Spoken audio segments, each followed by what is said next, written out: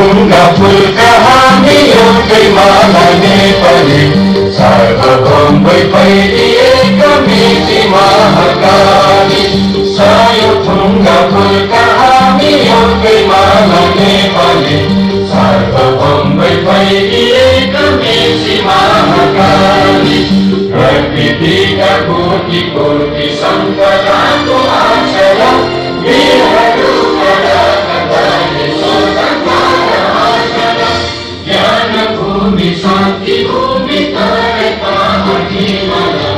आखयो प्यारो हाम्रो मातृभूमि नेपाल बहु जाति भाषा धर्म संस्कृति छविशाला आदरणीय राष्ट्र हाम्रो जय जय नेपाल। धन्यवाद।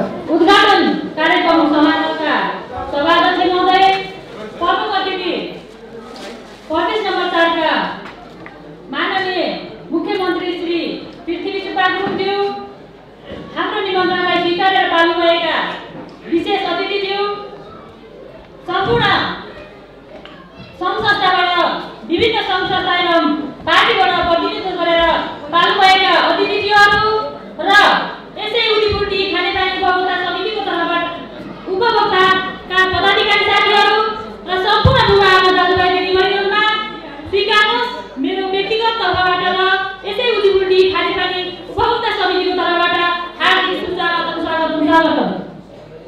सर्वप्रथम त यस उदीपुर टी खानेपानीलाई यहाँसम्म ल्याउनको लागि सहयोग गर्ने सम्पूर्ण सहयोगी संस्था एवं व्यक्तित्वहरूलाई धेरै धेरै धन्यवाद दिन चाहन्छु। विगतका दिनहरूमा खानेपानीमा भएका समस्याहरू सम्झिने हो भने हाम्रो दिमागमा अझै पनि ताजै रहेको अवस्था छ। खानेपानीको अवस्था कस्तो थियो भने हामी महिला दिदीबहिनीहरू सबै काम देखाएर हिँड्नुपर्ने अवस्थामा पानी बोक्न जाने समयको बचत भएको छ र हामीले पानी बनाउन जाने समयको बचत भएको छ। त्यस समयकोलाई सदुपयोग गरेर हामीले आफ्नो बारीमा तरकारी बारी परेसा बारीमा तरकारी उत्पादन गरेर गाउँबाट झर्ने हाम्रा सम्पूर्ण मानवहरू हाम्रो स्वभाव कस्तो छ भने हात हल्लाउँदै गाउँबाट झर्ने र बजार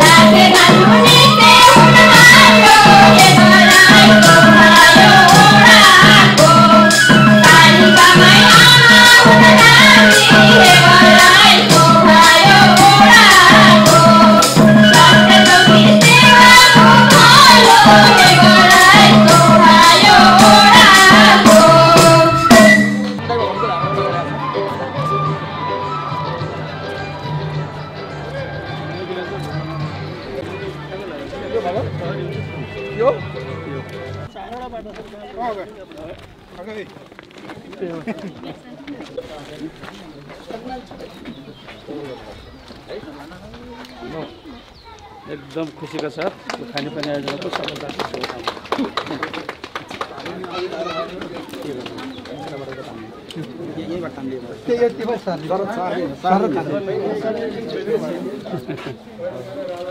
पानी आउँछ आउँदैन पानी आउँछ आउँदैन बताले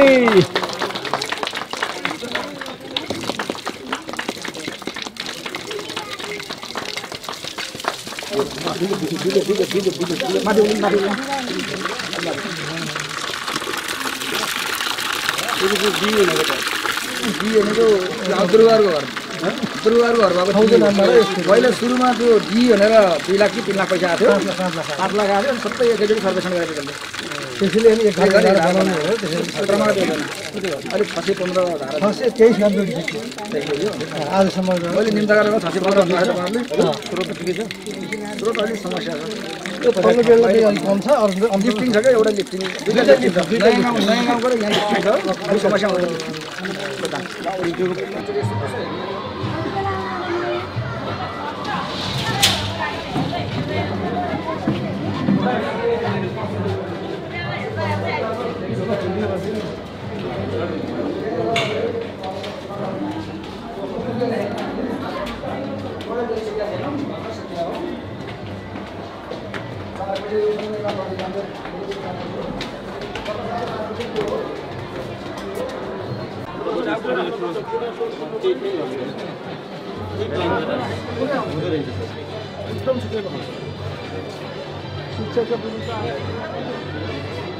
मंत्री प्रदीप बाबूजी विशेष अतिथि संविधान सभा सदस्य मान्य रविन्द्रमान घलेज्यू विशेष अतिथि आदरणीय नगर प्रमुखज्यू त्यसै गरी नगर प्रमुखज्यू प्रमुख जिल्ला अधिकारी ईश्वर प्रसाद शर्माज्यू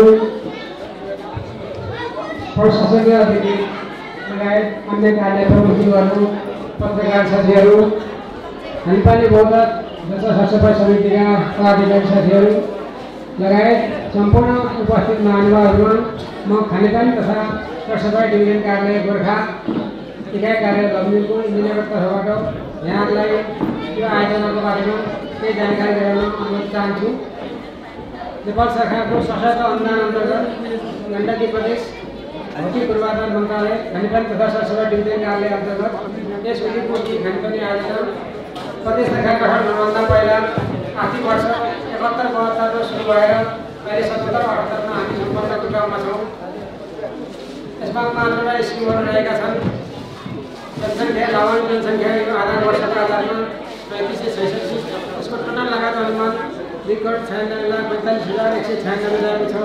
त्योमध्ये नेपाल सरकारबाट 2,33,74,000 र जनसहभागिता 65,71,000 लागत हस्तान्तरण स्वीकृत भएको थियो र हालसम्म यस आयोजनाबाट 2,98,36,00,000 खर्च भएको छ। त्योमध्ये नेपाल सरकारबाट 2,34,00,000 र जनसहभागिता मार्फत 64,18,000 मूल्याङ्कन गरिएको छ र यसमा सामग्री खरिदमा 95,55,000 र निर्माण कार्यमा 1,38,00,000 खर्च भएको छ। यो दुईवटा पम्पिङ स्किम पनि सञ्चालन गरेको हुनाले पम्पिङमा ट्याङ्की 150 घनमिटर र 100 घनमिटर गरेका छन् भने अन्य स्किमहरूमा सानसाना जग्गाहरू 20 देखि लिएर 3 सम्मका रहेका छन्। यसरी मुहानहरू हाम्रो छरिएर रहेका सानसाना मुहानहरूलाई अवसर गर्दै 11वटा इन्टेक मार्फत 6वटा कलेक्सन ट्याङ्की र विभिन्न साइजका 16वटा पानी पोखरी निर्माण गरिएको छ। पम्पिङका संरचनाहरू पनि यसमा विद्युतीकरण लगायत इलेक्ट्रोमेकानिकल कामहरू पनि यसमा भएको छ। प्रसारण लाइन 4.14 किलोमिटर र वितरण लाइन 20.31 किलोमिटर रहेको छ भने यसमा नीति धारा 623वटा नीति धारा हरेक घरमा नीति कनेक्सन गरिएको छ र त्यो कनेक्सनमा लाग्ने सम्पूर्ण पाइप फिटिङ लगाएका कुलचित पाइप बाहेक जिआई पाइप एल्बो नेटवर्क धारा मिटर लगायत कामहरू चाहिँ उपभोक्ता समितिले आफै पैसा उठाएर सम्पन्न गर्नुभएको छ। त्यो विगतमा सङ्घबाट सरकारले आयोजना भएको हुनाले हामीले विगतको स्टोरलाई नै आधार मानेर यसलाई हामीले काम सम्पन्न गरेका छौँ।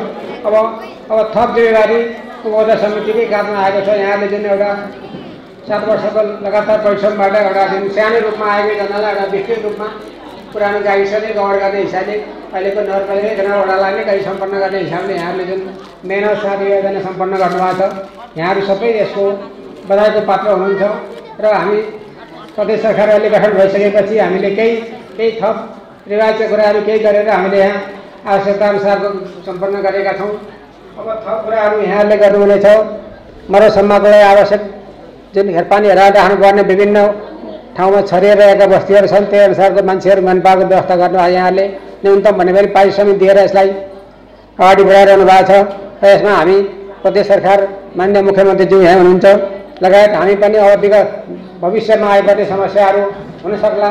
यो पम्पिङ स्किम छन् 2वटा मोटर प्रयोग गर्नुपर्ने 20 हर्स पावरको मोटर प्रयोग गरिरहेको छ। मोटर पनि अब त्यसको निश्चित समयपछि त्यसको पनि आइसकिन्छ र अनि विद्युतको तलमाथि भोल्टेजको अपडाउन कारणले पनि यसमा केही समस्या तुरुन्तै आउन सक्छन्। जस्तो अस्ति भर्खर एउटा समस्या आयो, हामीले हामीसँग भएको स्टक मोटर राखेर पनि तत्काल काम चलाउनु पर्ने अवस्था। यसमा हाम्रो अध्यक्षज्यू र सचिवज्यूहरू र मेहनत साथ लाग्नु भएको छ। यस्तै आगामी दिनमा पनि नयाँ कार्य समिति गठन भएर त्यसलाई निरन्तरता दिनुहुनेछ भन्ने आशा राख्दै मेरा 2 शब्द यहीँ अन्त गर्छु। हस्, धन्यवाद।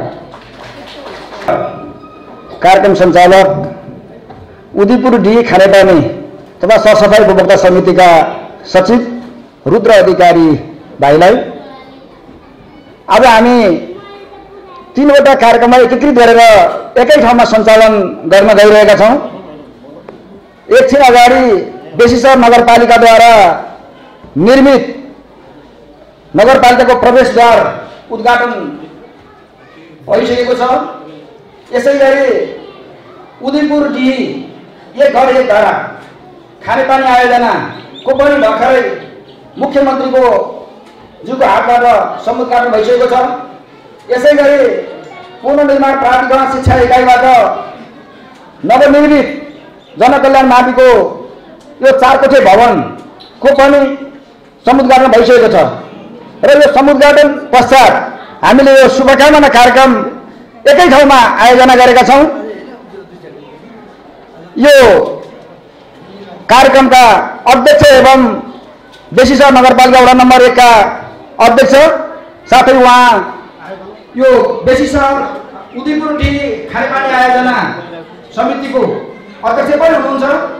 यसै गरी आजका प्रमुख अतिथि गण्डकी प्रदेश सरकारका माननीय मुख्यमन्त्री पृथ्वी सुब्बा गुरुङज्यू, विशेष अतिथि संविधान सभाका सदस्य जमिन्द्रमान घलेज्यू, अतिथिहरू बेसीसर नगरपालिकाका प्रमुखज्यू, उपप्रमुखज्यू, प्रमुख जिल्ला अधिकारी लगायत सुरक्षा निकायका प्रमुखज्यूहरू, विभिन्न संस्थाबाट हाम्रो निमन्त्रणलाई स्वीकार गर्दै अतिथिको रूपमा यसमा रहनुभएका सम्पूर्ण अतिथिज्यूहरू, विद्यालयका प्रभाव लगायत शिक्षक साथीहरू, विद्यालय व्यवस्थापन समितिका सदस्य मित्रहरू, खानेपानी उपभोक्ता समितिका पदाधिकारी सदस्य मित्रहरू, पत्रकार साथीहरू, उपस्थित रहनुभएका सम्पूर्ण आदरणीय दाजुभाइ दिदीबहिनीहरू, सबैमा म हार्दिक स्वागत अभिवादन व्यक्त गर्न चाहन्छु।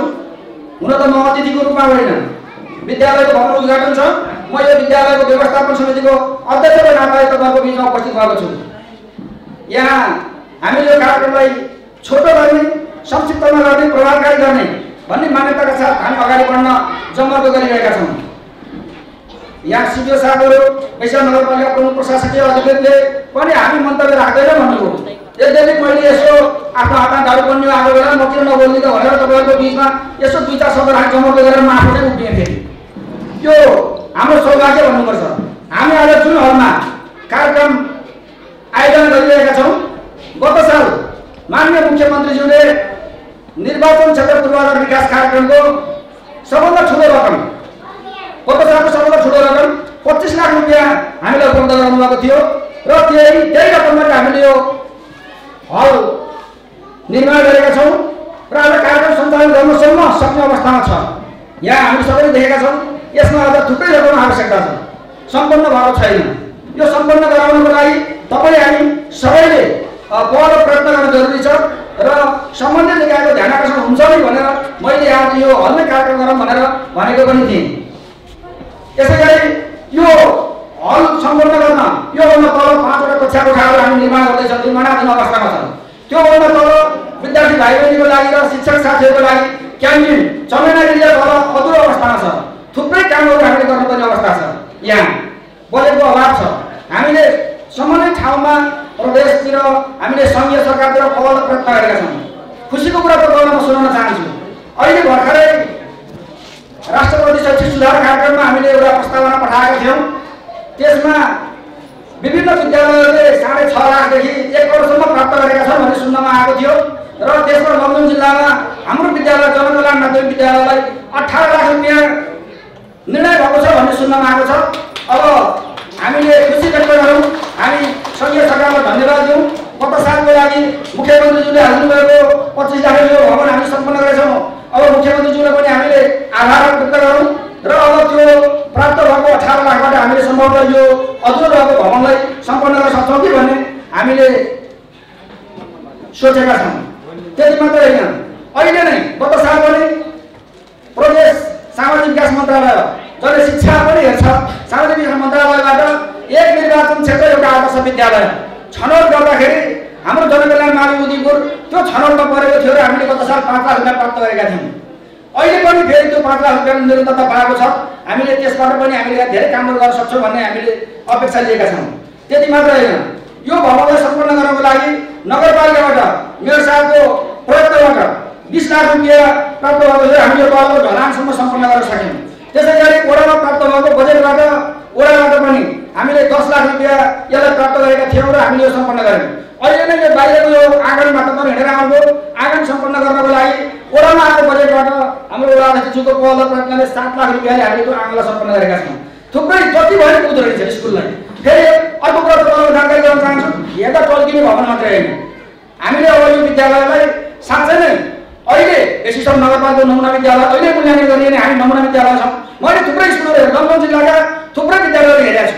विद्यालयहरूमा भौतिक संरचना मात्रै होइन, आन्तरिक पठन पाठन, कस्तोले शिक्षा दिने, त्यहाँको अनुशासन, त्यहाँको शैक्षिक वातावरण सबैलाई हेर्दाखेरि अहिले विशिष्ट नगरपालिका हामी नमुना विद्यालय नै हौँ। मैले दावा गर्छु, आफू अध्यक्ष भएको नाताले होइन, मैले समग्र हेर्दाखेरि म हाम्रो नमुना विद्यालय हो भन्ने लाग्छ। र अझ गर्नुपर्ने कुरा हामी सन्तुष्ट छैनौँ। गर्नुपर्ने कुराहरू थुप्रै छन्, अझै पनि हामीले धेरै कामहरू गर्न बाँकी छ र हामीले जमर्को गरेका छौँ। लमजुङ जिल्लामा अब केही समयमा साँच्चै नै मूल्याङ्कन गरेर कुनै निकाय भयो भनेदेखि लमजुङ जिल्लामा जनकल्याण मावि उदिपुर भन्ने विद्यालय छ र त्यहाँ शैक्षिक भ्रमण जानुपर्छ भन्ने मान्यता हामी बनाउँछौँ भनेर हामी लागेका छौँ। र यहाँ सबैको अहिलेसम्म प्राप्त भएको साथ सहयोग निरन्तरता पायो भने हामी यसलाई सम्पन्न गर्छौँ भन्ने म तपाईँहरूको लागि प्रतिबद्धता जाहेर गर्न चाहन्छु। हामी अहिले सामाजिक कुरामा लागेका छौँ। यहाँको खानेपानीलाई कसरी व्यवस्थित गर्ने, सबै जनजातिको अपराध कसरी लिने, त्यो ढङ्गले हामी लागेका छौँ। यहाँ दलीय भागले प्रेरित भएर हामीले कसैलाई होइन खुट्टा तान्ने, कुनै संस्थाप्रति कसैले आग्रह पुर्याएर गर्ने हामीमा छैन। यो उदिपुरको वातावरण अलग ढङ्गले अगाडि बढेको छ।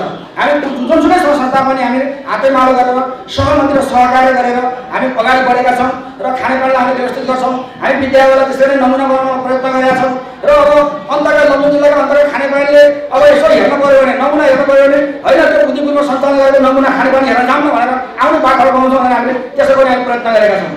र हामी सबैले यो ढङ्गले लाग्यो भने हामीले साँच्चै नै यहाँका सबै संस्थाहरूलाई नमुना बनाएर अगाडि बढाउने र साँच्चै नै बेसी सहरको वडा नम्बर 1 लाई हामीले 1 नम्बर बनाउने हामीले जमर्को गरेका छौँ र हाम्रो मात्रै प्रयत्नले पुग्दैन। अहिले तपाईँलाई मैले जानकारी गराउन चाहन्छु, हाम्रो आदरणीय मुख्यमन्त्री आज प्रमुख अतिथिको रूपमा उपस्थित हुनुहुन्छ। उहाँलाई यो कार्यक्रममा ल्याउनको लागि हामी यहाँ टेकाउनको लागि हामीले धेरै मेहनत गर्न पर्यो, समय मिलाउनै सकिएन। यति धेरै व्यस्त हुनुहुन्छ उहाँ, धेरै कार्यक्रममा भाग लियौँ। हामीले अघिल्लो पटक 5 गते 6 गते गरी भनेका थियौँ, सम्पन्न हुन सकेन। फेरि त्यसलाई स्थगित गरेर हामीले आजलाई समय मिलायौँ। समय मिलाउन जाँदाखेरि यति धेरै कार्यक्रम गर्दै उहाँको पैसाको झन्डै 10 गतेसम्मको कार्यक्रमहरू सेड्युल सबै तयार भएको रहेछ। अनि मुख्यमन्त्रीज्यूले नै अब यो उदिपुरको कार्यक्रमलाई महत्त्व दिएर त्यहाँ जानुपर्छ भनेर आजको कार्यक्रम 3टा कार्यक्रमलाई उहाँ आफैले काटेर ल यहाँ जाने भनेर प्राथमिकताका साथ हाम्रो बिचमा आउनुभएको छ। उहाँले अब यहाँ हेरिसकेपछि अब यो विद्यालयलाई के गर्ने, यहाँको खानेपानीलाई के गर्ने, यहाँको अरू बाटोलाई के गर्ने अहिले सोधिसक्नुभयो। यहाँको नयाँ जाने बाटो कस्तो छ, घिमिरे जाने बाटो कस्तो छ भनेर उहाँ सोधिसक्नुभयो। त्यहाँ जाँदा आउँदा नै सोधिसक्नुभयो होइन। सबै कुरा उहाँ हिजो भूमिगत कालदेखि लमजुङ जिल्लाका घर टोल आँगन बाटा सबै खोला खलियान हिँड्याउनका लागि सबै अनुभव उहाँलाई छ।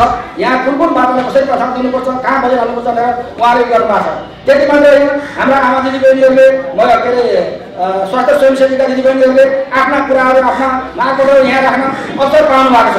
अब युवा क्लबका साथीहरूले हामीलाई 5 मिनट टाइम मिलाइदिनुहोस् है, मुख्यमन्त्री हुनुभएको छ। मैले उहाँलाई भनिसकेको छु 5 मिनट तपाईँहरूको मागहरू आफ्ना कुराहरू मुख्यमन्त्री राख्न सक्नुहुन्छ।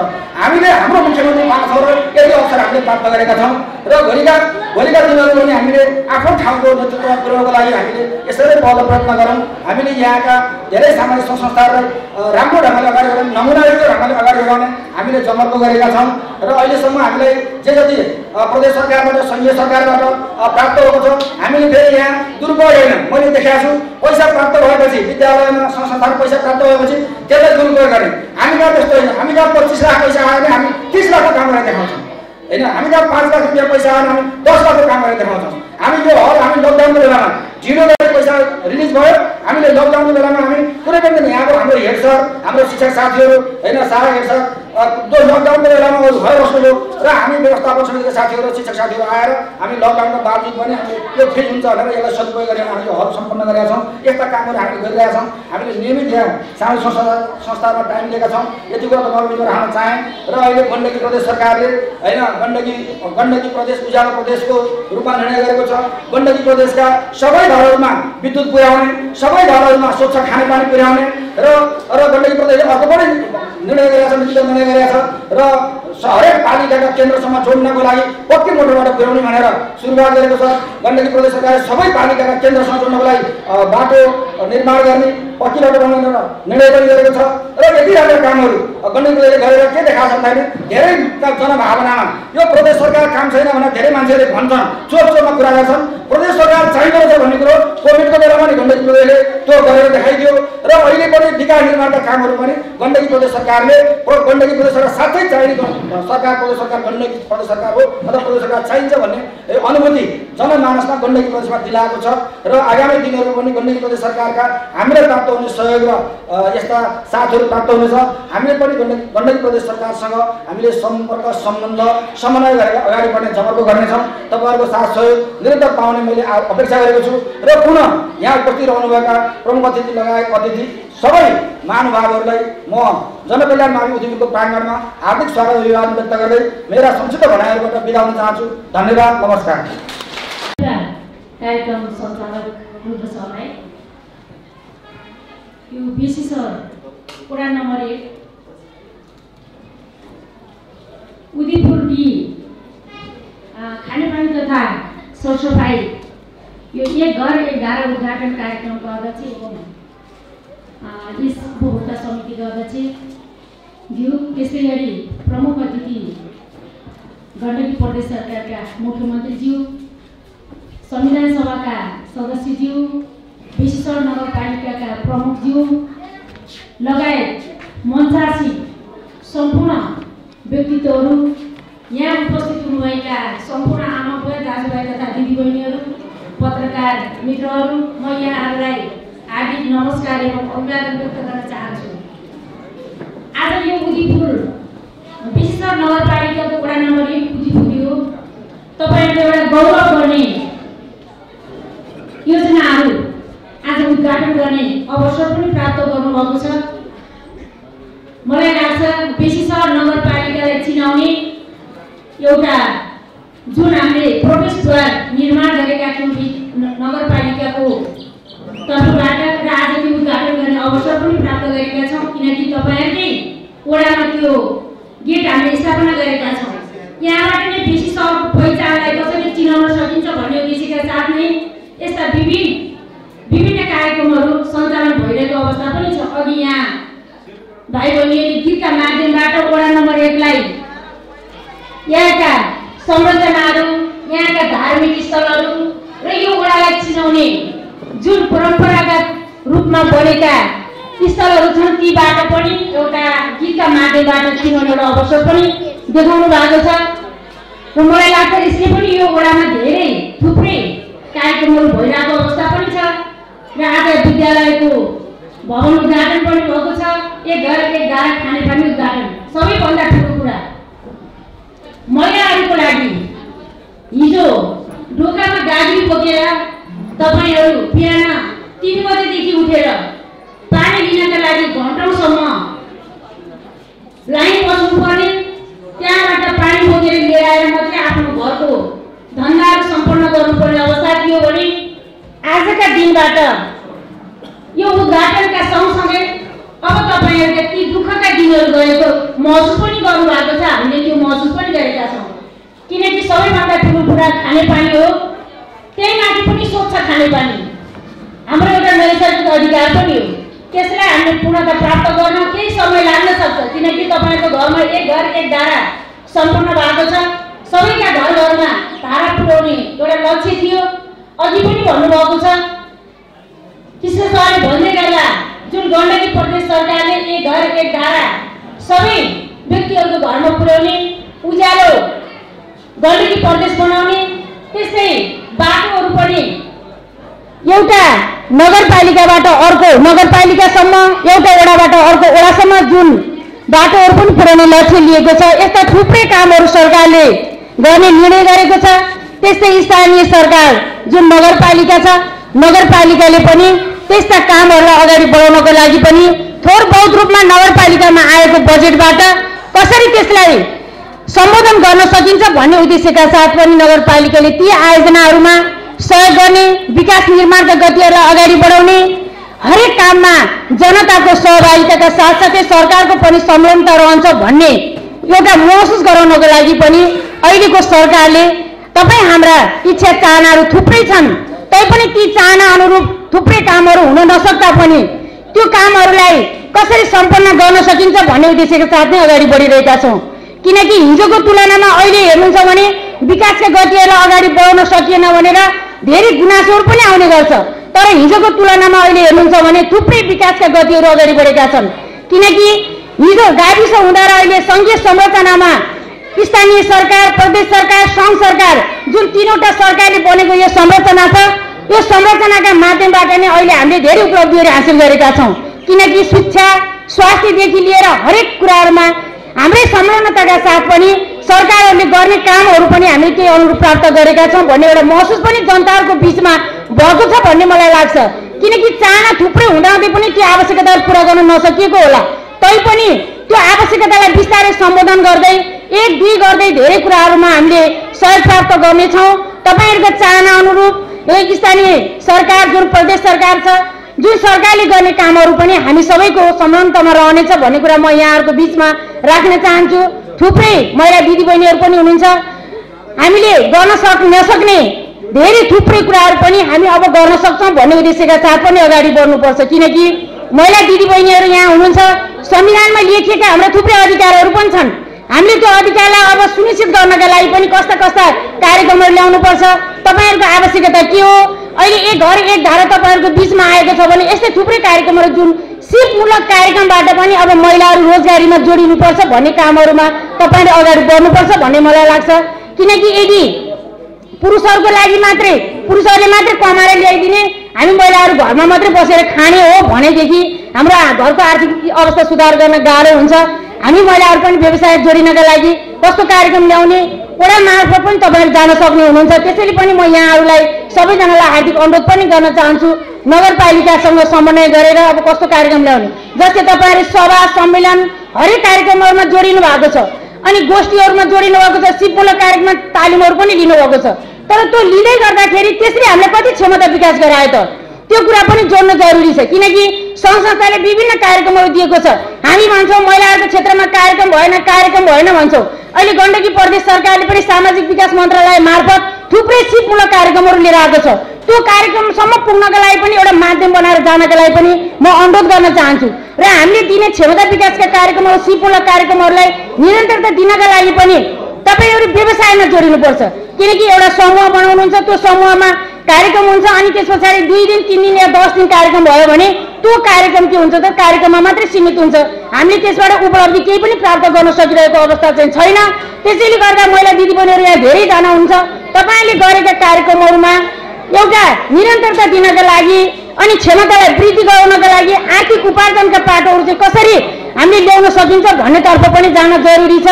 महिलाहरूलाई थुप्रै राजनीति सामाजिक आर्थिक रूपमा हामी सम्पन्न नभएको कारणले गर्दाखेरि पनि थुप्रै कुराहरूमा पछाडि परिरहेका छौँ। त्यसलाई हामीले अलि सुधार गरेर जान सकियो भनेदेखि भोलिका दिनमा महिलाहरूको एउटा क्षमता विकासका लगायत अन्य कार्यक्रमहरू पनि आउन सक्छन्। हामी एउटा सक्षम महिला बन्न सक्छौँ भन्ने कुरा मैले यहाँहरूको बिचमा राख्दै धेरै कुराहरू हाम्रो मुख्यमन्त्रीजी हुनुहुन्छ, त्यसै गरेर हाम्रो अतिथिज्यूहरू हुनुहुन्छ, उहाँले राख्नुहुनेछ र तपाईँहरूको जुन एउटा यो सफलता प्राप्त गर्नुभएको छ एक घर एक धारा, त्यो कुरा एउटा हाम्रो लागि गौरवको कुरा पनि हो। त्यसैले गर्दाखेरि पनि यी कुराहरूमा जुन सरकारले गरेका कामहरू छन् त्यो सरकारले गरेका कामहरूलाई तपाईँले सहयोग गरेर अगाडि बढाउने एउटा अवसर पनि दिनुभएको छ। फेरि पनि निरन्तरता दिने कुराहरूमा पनि तपाईँहरू लाग्नुहुनेछ भन्ने कुरा गर्दै तपाईँहरूको सहयोगको अपेक्षा गर्दै जनप्रतिनिधिलाई सहयोग गर्ने कुरामा तपाईँहरूको पनि उत्तिकै भूमिका रहन्छ। किनकि हामीले केही काम गऱ्यौँ भनेदेखि त्यो काम गर्नका लागि जनप्रतिनिधिले मात्रै होइन, तपाईँहरू जनताहरूको जुन सहयोग बिना चाहिँ काम गर्न सकिँदैन भन्ने कुरा राख्दै हामी भोलि सदैव तपाईँहरूको लागि रहन्छौँ भन्ने कुरा पनि राख्दै र मेरो भनाइहरू चाहिँ एउटा आज यो कार्यक्रममा आफ्नो भनाइ राख्ने एउटा अवसर पनि दिनुभयो। म आयोजकलाई हार्दिक धन्यवाद दिँदै बिदा हुन चाहन्छु। जस्तो धन्यवाद, नमस्कार। कार्यक्रम सञ्चालकहरू,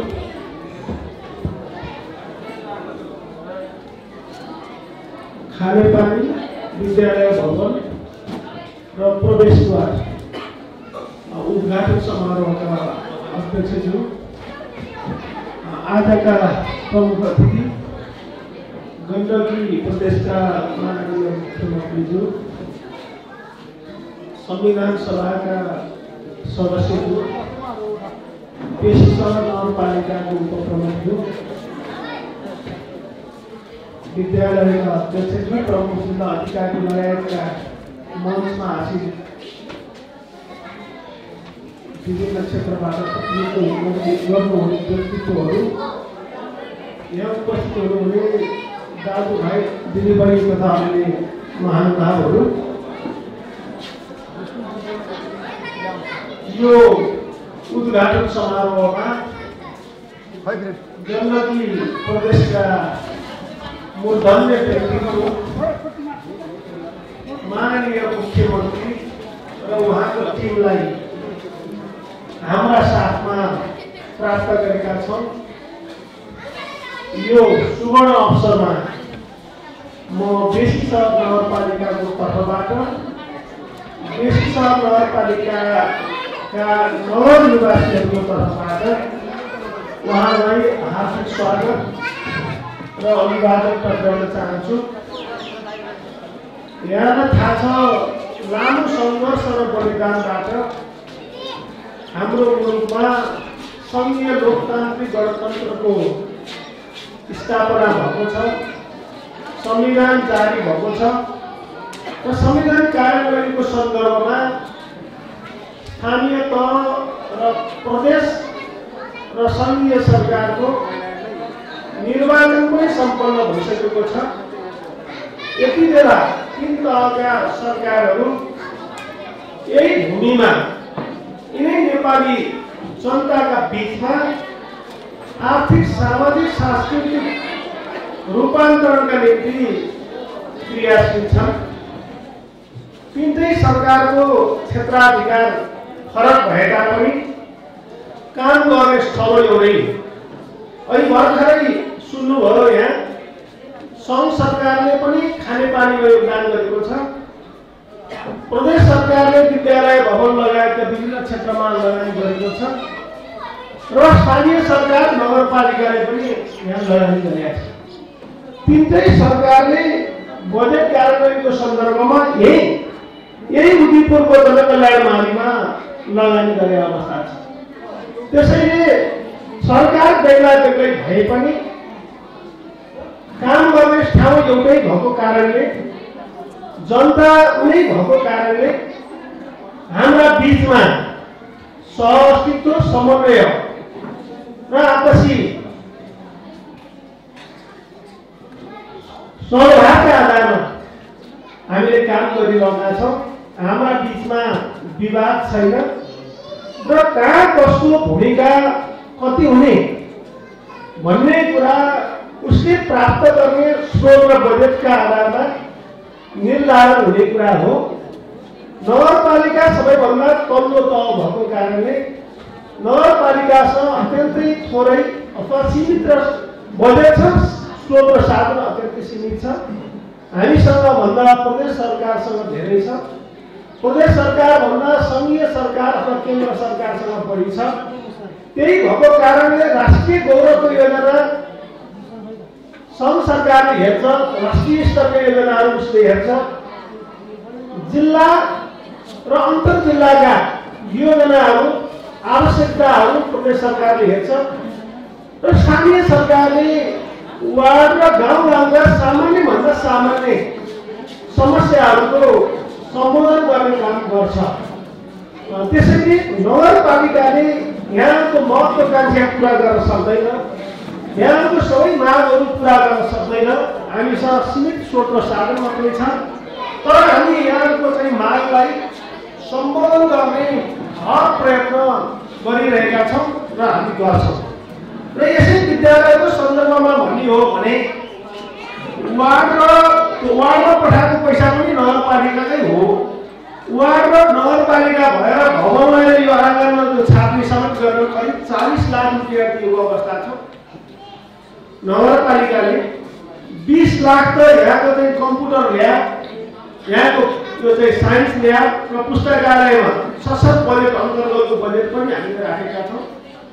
गत वर्ष र यस वर्ष 5-5 लाख गरेर 10 लाख रुपियाँ त्यो 11 र 12 को शिक्षकलाई तलब भनेर चाहिँ 10 लाख रुपियाँ हालेका छौँ।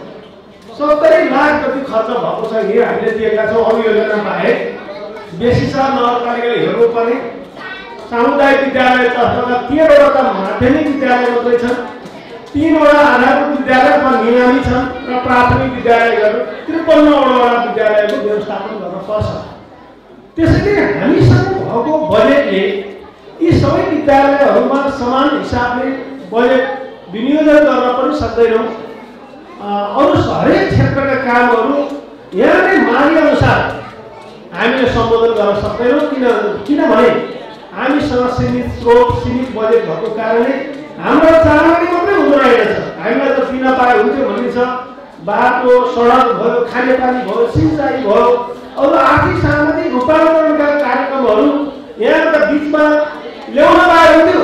हाम्रो चाहना छ, हाम्रो इच्छा पनि छ, तर हामीसँग बजेट नभएको कारणले यहाँको माग चाहिँ पुरा गर्न सकेका छैनौँ। यहाँले धैर्यता गरिदिनुपर्छ भन्ने मलाई लाग्छ। तर कुरा के हो भने यो मुलुकमा सङ्घीयता नआएको भएदेखि यो विद्यालयको अवस्थामा पुग्दैन थियो। किनभने मैले भोगेको छु। म पञ्चायत कालमा पनि बेसी छ र गाउँ पञ्चायतको प्रधान पञ्च हो। त्यस बेलाको बजेट जम्मा 2000 हो। एउटा सचिव पाल्नु पर्थ्यो गाउँपालिकाले, गाउँ पञ्चायतले एकजना कार्यालय सहयोग पनि पाल्नु पर्थ्यो। त्यही निवेदनको 1 रुपियाँ कति वस्तु थियो त्यसले पाल्नु पर्थ्यो।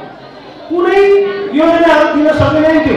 दसैँ आयो भने कुटा कोदालो लिएर माटोका मड्केला पुर्नुहोस् भनेर निर्णय गरेर, कहीँ स्कुललाई सहयोग गर्नु पर्यो भने ढुङ्गा बोकेर, त्यति बेलाको बेसर गाउँ पञ्चायतले बेसरको जनविकास माविमा 21 चट्टा ढुङ्गा बोकेको थियो। कसले बोक्यो भने त्यो वार्डहरूले तपाईँ जनतालाई बोलाएर बोकेको थियो, किन पैसा थियो। पछि फेरि बहुदल आयो। यहाँलाई थाहा छ संवैधानिक राजतन्त्रात्मक व्यवस्था हामीले हेऱ्यौँ। त्यति बेला बजेट पहिला 3 लाख आउँथ्यो, पछि 5 लाख आयो। अनि पछि हामीले लास्टमा हामीले छोडिसकेपछि कहीँ 15-16 लाखसम्म आयो। हामीले छोडिसकेपछि जब हामी काम गर्दाखेरि 5 लाख थियो। त्यो 5 लाखले पनि काम गर्न सक्ने अवस्था थिएन। किनभने 1.5-2 लाख चाहिँ कर्मचारीलाई छुट्याउनु पर्थ्यो, सचिव र कार्यालय सहयोग गरेर। अनि बाँकी रहेको पैसा 10,000, 20,000, 30,000 यसरी चाहिँ हामीले चाहिँ निर्माणका कामहरूमा छुट्याउनु पर्थ्यो। तर अहिले जब सङ्घीयता लागू भयो, अहिले गाउँघरमा बजेट आएको छ, नगरपालिकामा बजेट आएको छ। नगरपालिकाको बजेट वार्डमा पठाइएको छ। किनभने वार्डले त्यहाँको समस्या बुझेको हुन्छ, सानोतिनो योजनाको बारेमा जानकारी राखेको हुन्छ। त्यही त्यसै कारणले हामी त्यो बजेट वार्डमा पठाएका थियौँ।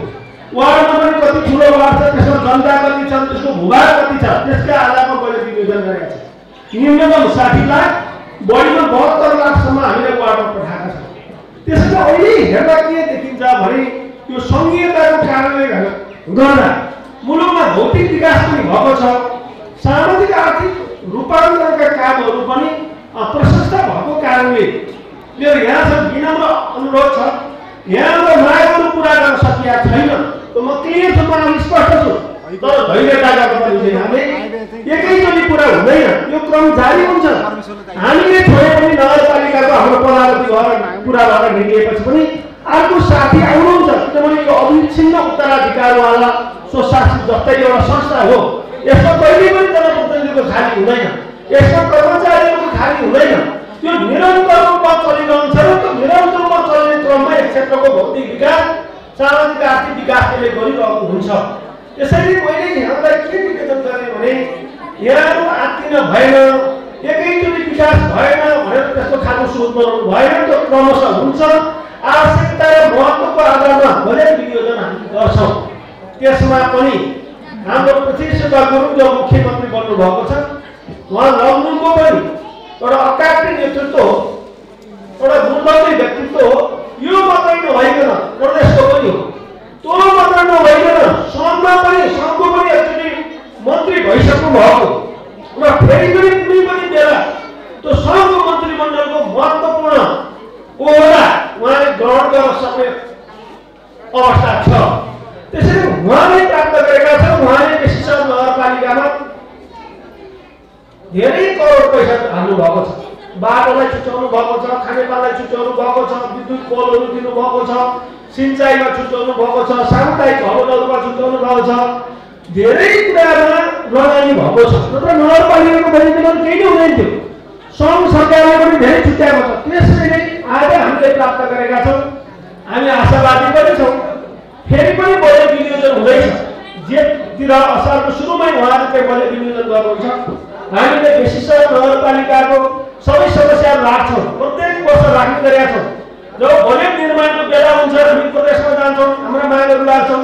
जब बजेट निर्माणको बेला हुन्छ हामी काठमाडौँ जान्छौँ।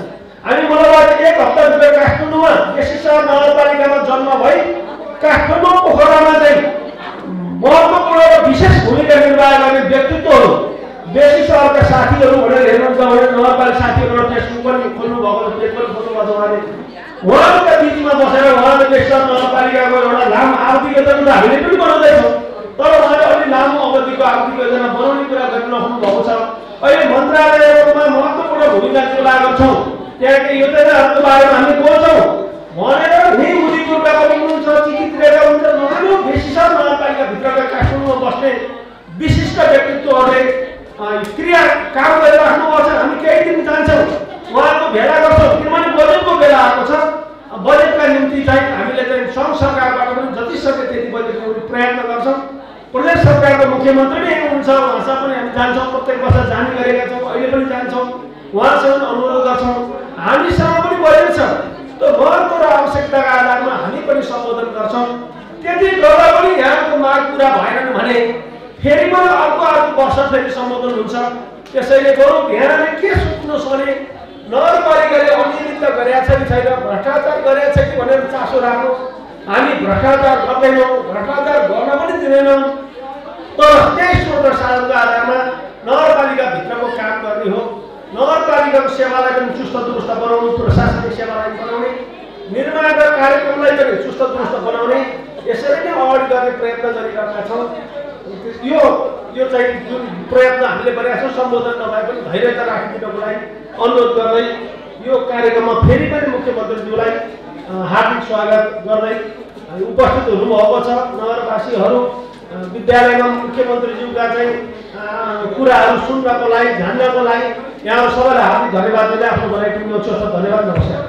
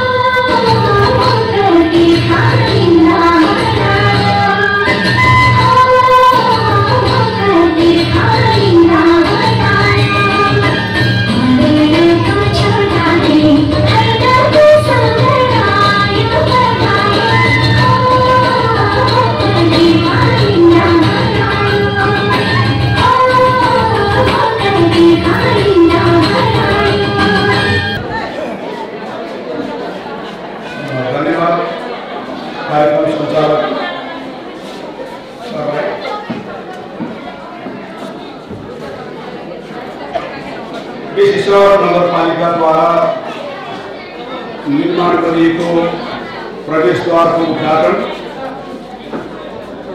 उदयपुर डी खानेपानीको उद्घाटन,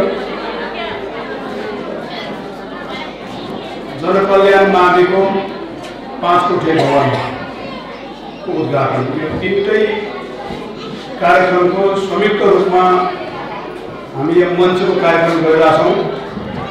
यो कार्यक्रमका श्रद्धेय अध्यक्षज्यू, उहाँ वडा अध्यक्ष पनि हुनुहुन्छ, अध्यक्षज्यू, कार्यक्रमका प्रमुख अतिथि गण्डकी प्रदेश सरकारका मुख्यमन्त्री माननीय पृथ्वी सुब्बा गुरुङज्यू, बेसीसहर नगरपालिकाका मेयर गुमान सिंह अर्यालज्यू, उपमेयर लक्ष्मी अधिकारीज्यू, प्रमुख जिल्ला अधिकारी लगायत राष्ट्र सेवक कर्मचारी साथीहरू, कार्यवाही प्रमुखज्यूहरू, सुरक्षा निकायका प्रमुखज्यूहरू, नगरपालिकामा कार्यरत कर्मचारी साथीहरू, विद्यालय व्यवस्थापन समितिको अध्यक्ष, हाम्रो पार्टीको नेता पनि हुनुहुन्छ कृष्ण अधिकारीज्यू, र यो कार्यक्रममा उपस्थित सम्पूर्ण दाजुभाइ दिदीबहिनीहरू, विद्यालयका शिक्षक साथीहरू, विद्यार्थी भाइ बहिनीहरू सबैमा म हार्दिक अभिवादन भन्न चाहन्छु, नमस्कार भन्न चाहन्छु। समयको पाबन्दी छ। मुख्यमन्त्रीज्यूको आजै साँझ पोखरामा मिटिङ भन्ने सुनेको छु। मैले एकदमै संक्षिप्तमा आफ्ना कुराहरू तपाईँहरूको त्यो संयुक्त कार्यक्रम विद्यालय भवनको उद्घाटन, बेसीसर नगरपालिका श्रेणी प्रवेशद्वारको उद्घाटन र उदयपुर डेरी खानेपानी तथा सर्वसहायक कार्यक्रमको उद्घाटन, कार्यक्रमका अध्यक्ष बेसीसर नगरपालिका वडा नम्बर 1 अध्यक्षज्यू, संविधान सभाका मान्य सदस्य, बेसीसर नगरपालिकाका प्रमुख उपप्रमुखज्यूहरू, जिल्ला प्रमुख जिल्ला अधिकारीज्यू, सबै सुरक्षा निकायका जिल्ला प्रमुखज्यूहरू, मञ्चमा रहनुभएका सबै अतिथि महानुभावहरू र उपस्थित सम्पूर्ण आदरणीय दिदीबहिनी दाजुभाइहरू र विद्यार्थी भाइ बहिनीहरू, शिक्षक साथी, पत्रकार साथीहरू, यो कार्यक्रम त सम्पन्न भइसक्यो। त्यसलाई सफलताको शुभकामना दिनुपर्ने लाग्यो। फेरि पनि जुन कामहरू आज हामीले उद्घाटन गरेका छौँ, यसको दिगोपन, यसको चाहिँ निरन्तर सुदृढीकरणमा यो उदयपुर टी खानेपानी र सरसफाइ जुन समिति छ, यसलाई सफलता मिलोस्, यसको काम दिन चाहन्छु। जनकल्याण माविको तर्फत शैक्षिक एवं भौतिक प्रगतिको पनि शुभकामना व्यक्त गर्न चाहन्छु। बेसीसर नगरपालिका स्वयं यो हाम्रो 8 पालिका हुँदैछ, बडो महत्त्वपूर्ण, किनकि यो जिल्लाको सदरमुकाममा रहेको चाहिँ नगरपालिका भएको लागि जिल्लाको पनि पहिचान बोकेको नगरपालिका र त्यसको जुन खालको आफ्नो पहिचानको लागि चाहिँ आज प्रवेशद्वार चाहिँ निर्माण गरेको छ, उद्घाटन भएको छ। बेसीसर नगरपालिकाको पनि म उत्तरोत्तर चाहन्छु। अहिले हामी चाहिँ सबै साथीहरूले भन्नुभएको छ, हामी नयाँ शासन प्रणालीमा छौँ। लामो 70 वर्षसम्म हामीले लड्यौँ। राणा शासन पालियो, पञ्चायत पालियो, शाह शासन पालियो, बौद्धहरूको अस्तित्व सबै फालियो भनेको यसको चाहिँ बाछिटहरू अहिले पनि बाँकी छ।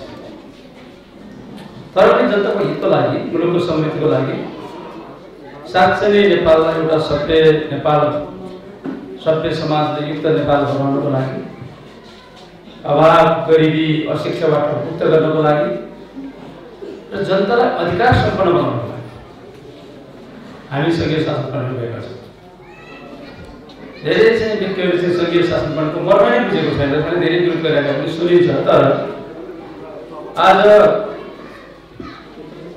सायद काठमाडौँमा चाहिँ पृथ्वीनारायणले विजय हासिल गरेपछि विक्रम सम्वत 1825 सालमा होला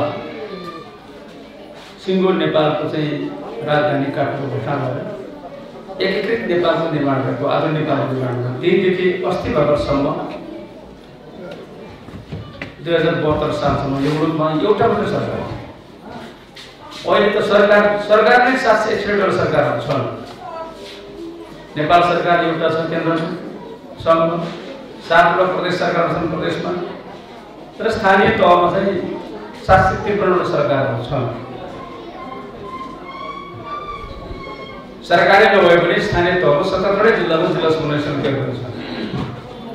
यो सबै धेरै संरचना धेरै सरकारहरू बनाउनुको मतलब के मात्रै हो भनेदेखि एउटा ठाउँबाट चाहिँ काठमाडौँले चाहिँ कर्णालीलाई देख्न सकेन, कर्णालीको दुःख, कर्णालीको अधिकास, कर्णालीको चाहिँ पछौटेपन सिंहदरबारले देख्न सकेन। या लमजुङको दुर्गम गाउँको चाहिँ दुःख पीडा चाहिँ त्यो सिंहदरबारमा बस्ने मान्छेले देख्न सक्छन्। त्यस कारणले बेसरको दुःख बेसरवासीले नै देख्छन्, त्यहाँकै चाहिँ के जनप्रतिनिधिले देख्छ भनेर विशेषारमै सरकारको चाहिँ अवधारणा चाहिँ आयो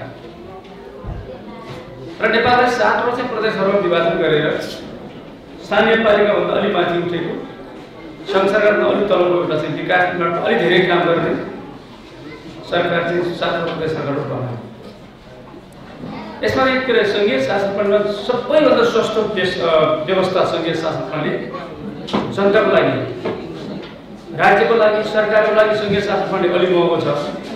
किनभने एउटा सरकारको ठाउँमा 700 चाहिँ तपाईँको 61 वटा सरकार बन्यो, त्यसलाई तलबत्ता खुवाउनु पऱ्यो, कार्यालय चाहियो, कर्मचारी चाहियो, सारा चाहियो है।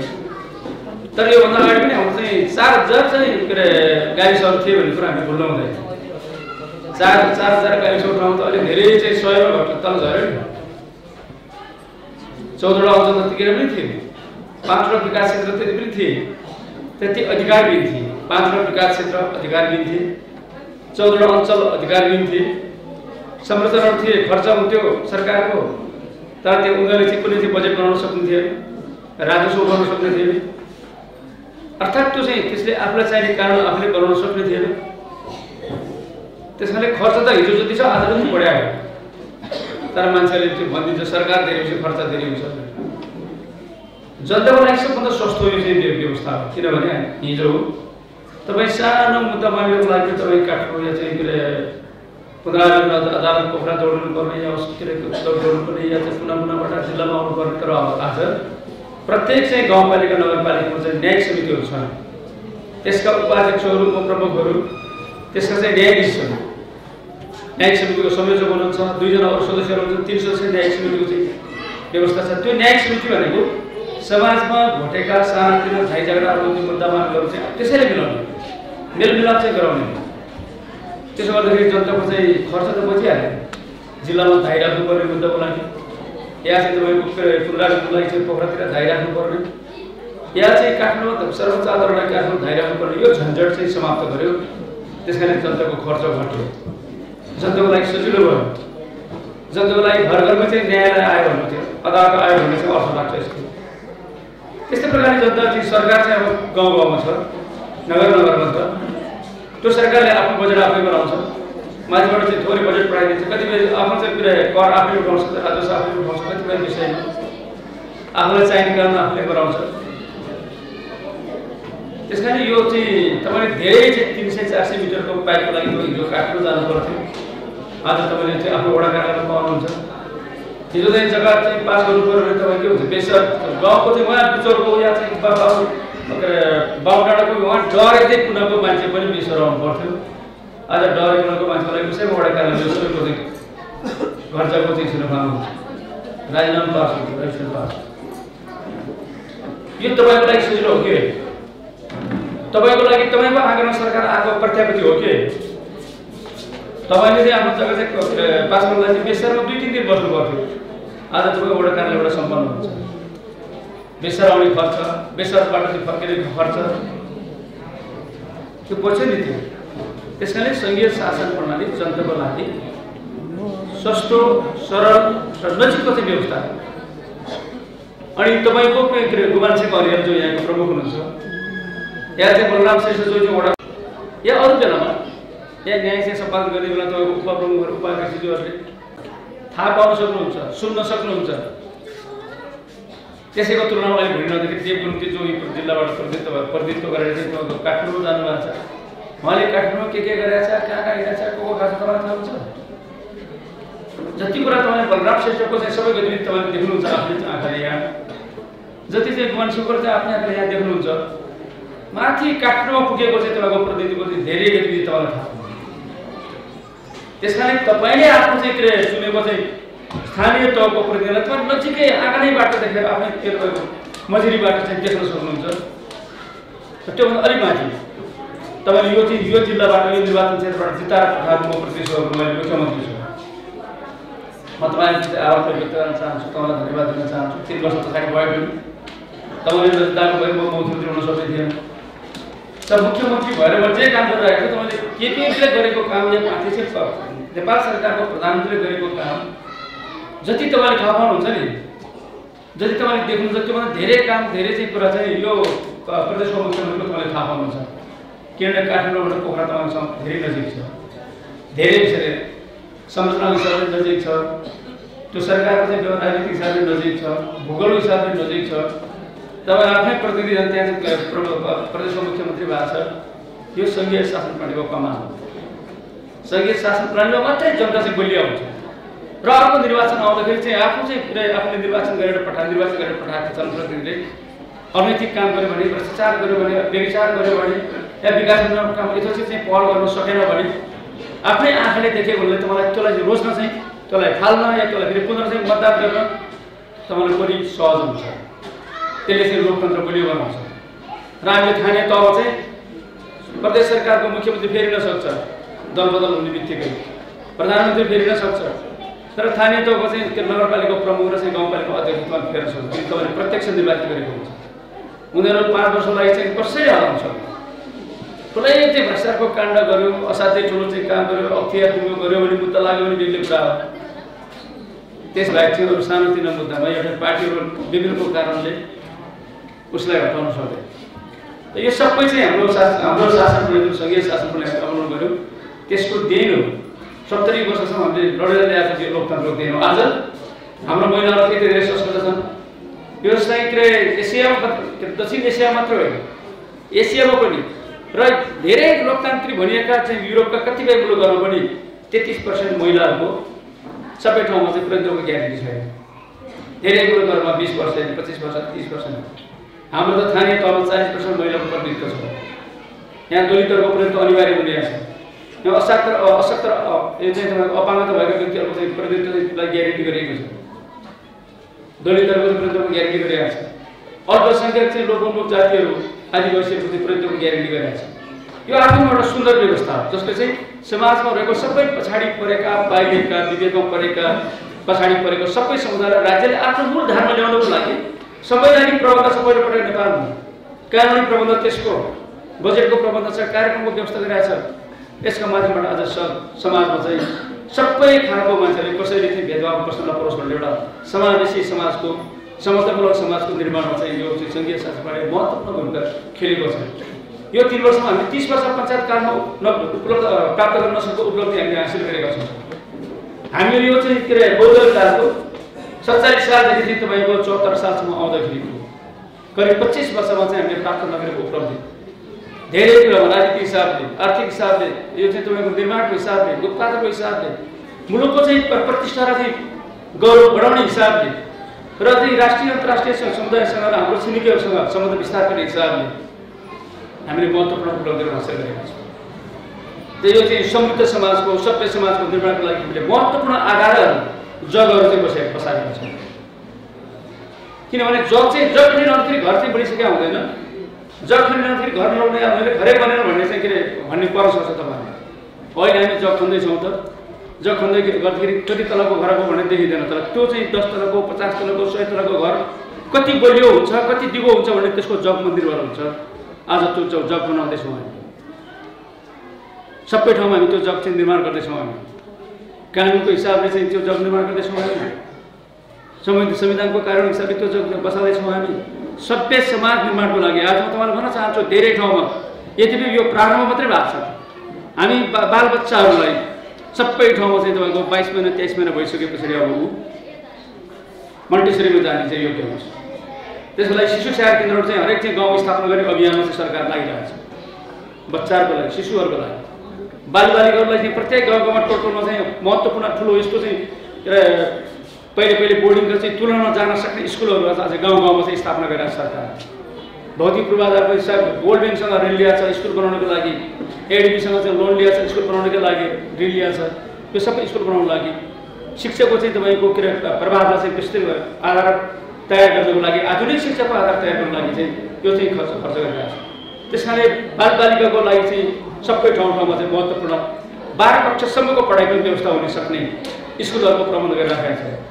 त्योभन्दा माथि चाहिँ तपाईँको चाहिँ के अरे युवाहरूको लागि अब युवाहरूको लागि हामीले के गरेका छौँ सिप पुनः तालिमहरू सञ्चालन गरेर युनिभर्सिटी धेरैभन्दा धेरै युनिभर्सिटी खोलेर चाहिँ अब बिए एमए या चाहिँ पिएचडी या एमफिल के पढ्नुपर्छ त्यो अध्ययनको लागि विदेशमा जान नपर्ने ढङ्गले चाहिँ विश्वविद्यालयहरू चाहिँ नयाँ विश्वविद्यालयहरू खोलेर त्यो विश्वविद्यालयको चाहिँ तपाईँको गुणस्तर बढाएर अन्तर्राष्ट्रिय लेभलमा प्रतिस्पर्धा गर्न सक्ने विश्वविद्यालयको चाहिँ पाठ्यक्रमहरू निर्धारण गरेर त्यस्तो वातावरण निर्माण गरेर हामी विश्वविद्यालय निर्माण गर्दैछौँ युवाहरूको लागि र जागिरको लागि चाहिँ तालिम केन्द्रहरू स्थापना गर्दैछौँ, उद्योग कल कारखाना खोल्दैछौँ, व्यवसाय त्यस्तै प्रकारले सम्पूर्ण महिलाहरूको चाहिँ विकासको लागि महिलाको चाहिँ छलफल प्रशिक्षण भेला बैठकहरू सञ्चालन गर्नको लागि गाउँ गाउँमा आमासँगको भवन निर्माण गर्ने अभियान चाहिँ तीव्र रूपमा चलिरहेको छ।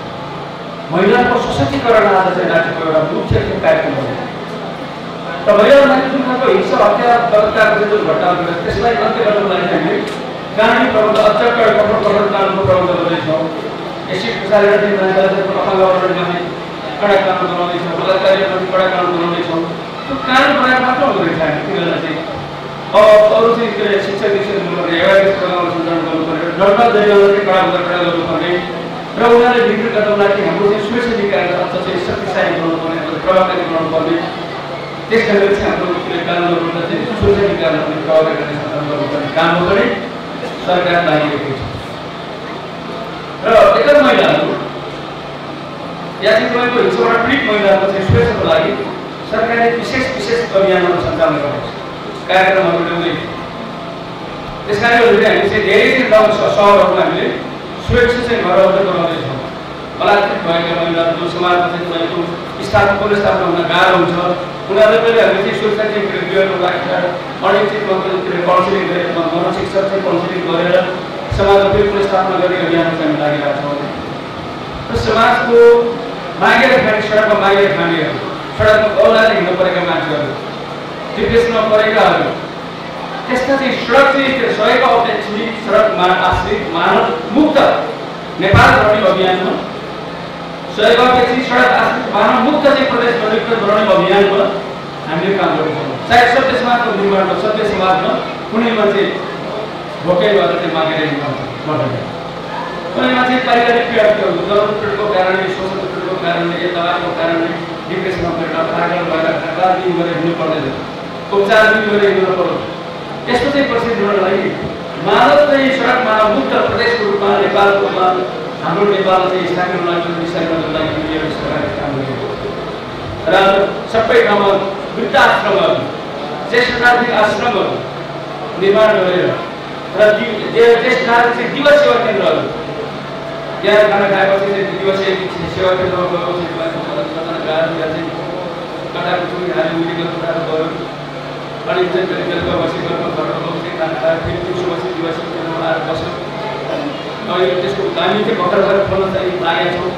हामीसँग बजेटको अलिकति कमी भएको कारणले हामी एकैचोटि सबै 50 केन्द्रमा 759वटा चाहिँ के अरे एउटा चाहिँ केन्द्रहरू चाहिँ हामी स्थापना गर्न सकेका छौँ र हाम्रो लक्ष्य अर्को चाहिँ कम्तीमा 10 वर्षभित्र गण्डकी प्रदेशको 759वटा वडा केन्द्रहरूमा वृद्ध ज्येष्ठ नागरिक दिवसीय केन्द्रहरू सेवा केन्द्रहरू स्थापना गर्छौँ, शिशु सेवा केन्द्रहरू स्थापना गर्छौँ र सबै ठाउँमा चाहिँ के अरे हामी प्रत्येक क्षेत्रमा चाहिँ मानव सेवा सडक मानव मुक्त सडक मानव सेवा चाहिँ आश्रमहरू स्थापना बनाउँदै जाने त्यसको अभियानमा हामीले लन्चन गरेर बालबुढा काशीमा यो वर्ष चाहिँ बनाउँदैछौँ।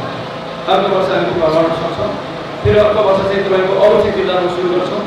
हामी कमसेकम यो 3 वर्षभित्र चाहिँ 11 जिल्लाहरूमा सम्बन्ध बनाएर मुस्तामा धेरै गतिविधिमा कार्यक्रम हुन पर्न सक्छौँ। 9 जिल्लाहरूमा मानव सेवा आश्रमका चाहिँ भवनहरू निर्माण गरेर तत्त जिल्लामा सडकमा देखा परेका मानिसहरूलाई हामी चाहिँ ल्याएर त्यो मानव सेवा आश्रममा चाहिँ उनीहरूको लालन पालन गर्ने उपचार गर्ने काम चाहिँ हामी गर्छौँ।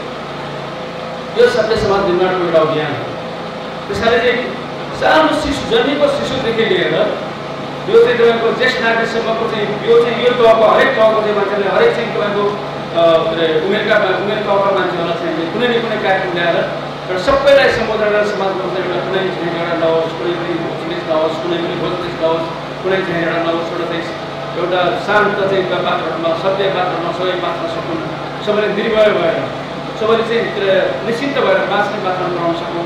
यो अभियानमा चाहिँ हामी लागेका छौँ। यो अभियानमा चाहिँ सङ्घ सरकार, प्रदेश सरकार र स्थानीय सरकारहरू सबै लागेका छन्। कारण यो सङ्घीय शासनबाट महत्त्वपूर्ण कुरा समाजलाई सभ्य समाज घोषित गर्न सकिन्छ भन्ने कुरा महत्त्वपूर्ण कुरा यसको चाहिँ हुन्छ। किनभने आज दुनियाँमा हरेक वर्ष निस्किरहेका हुन्छ, रेकर्डहरू निस्किरहेका, तथ्याङ्क निस्किरहेका हुन्छ।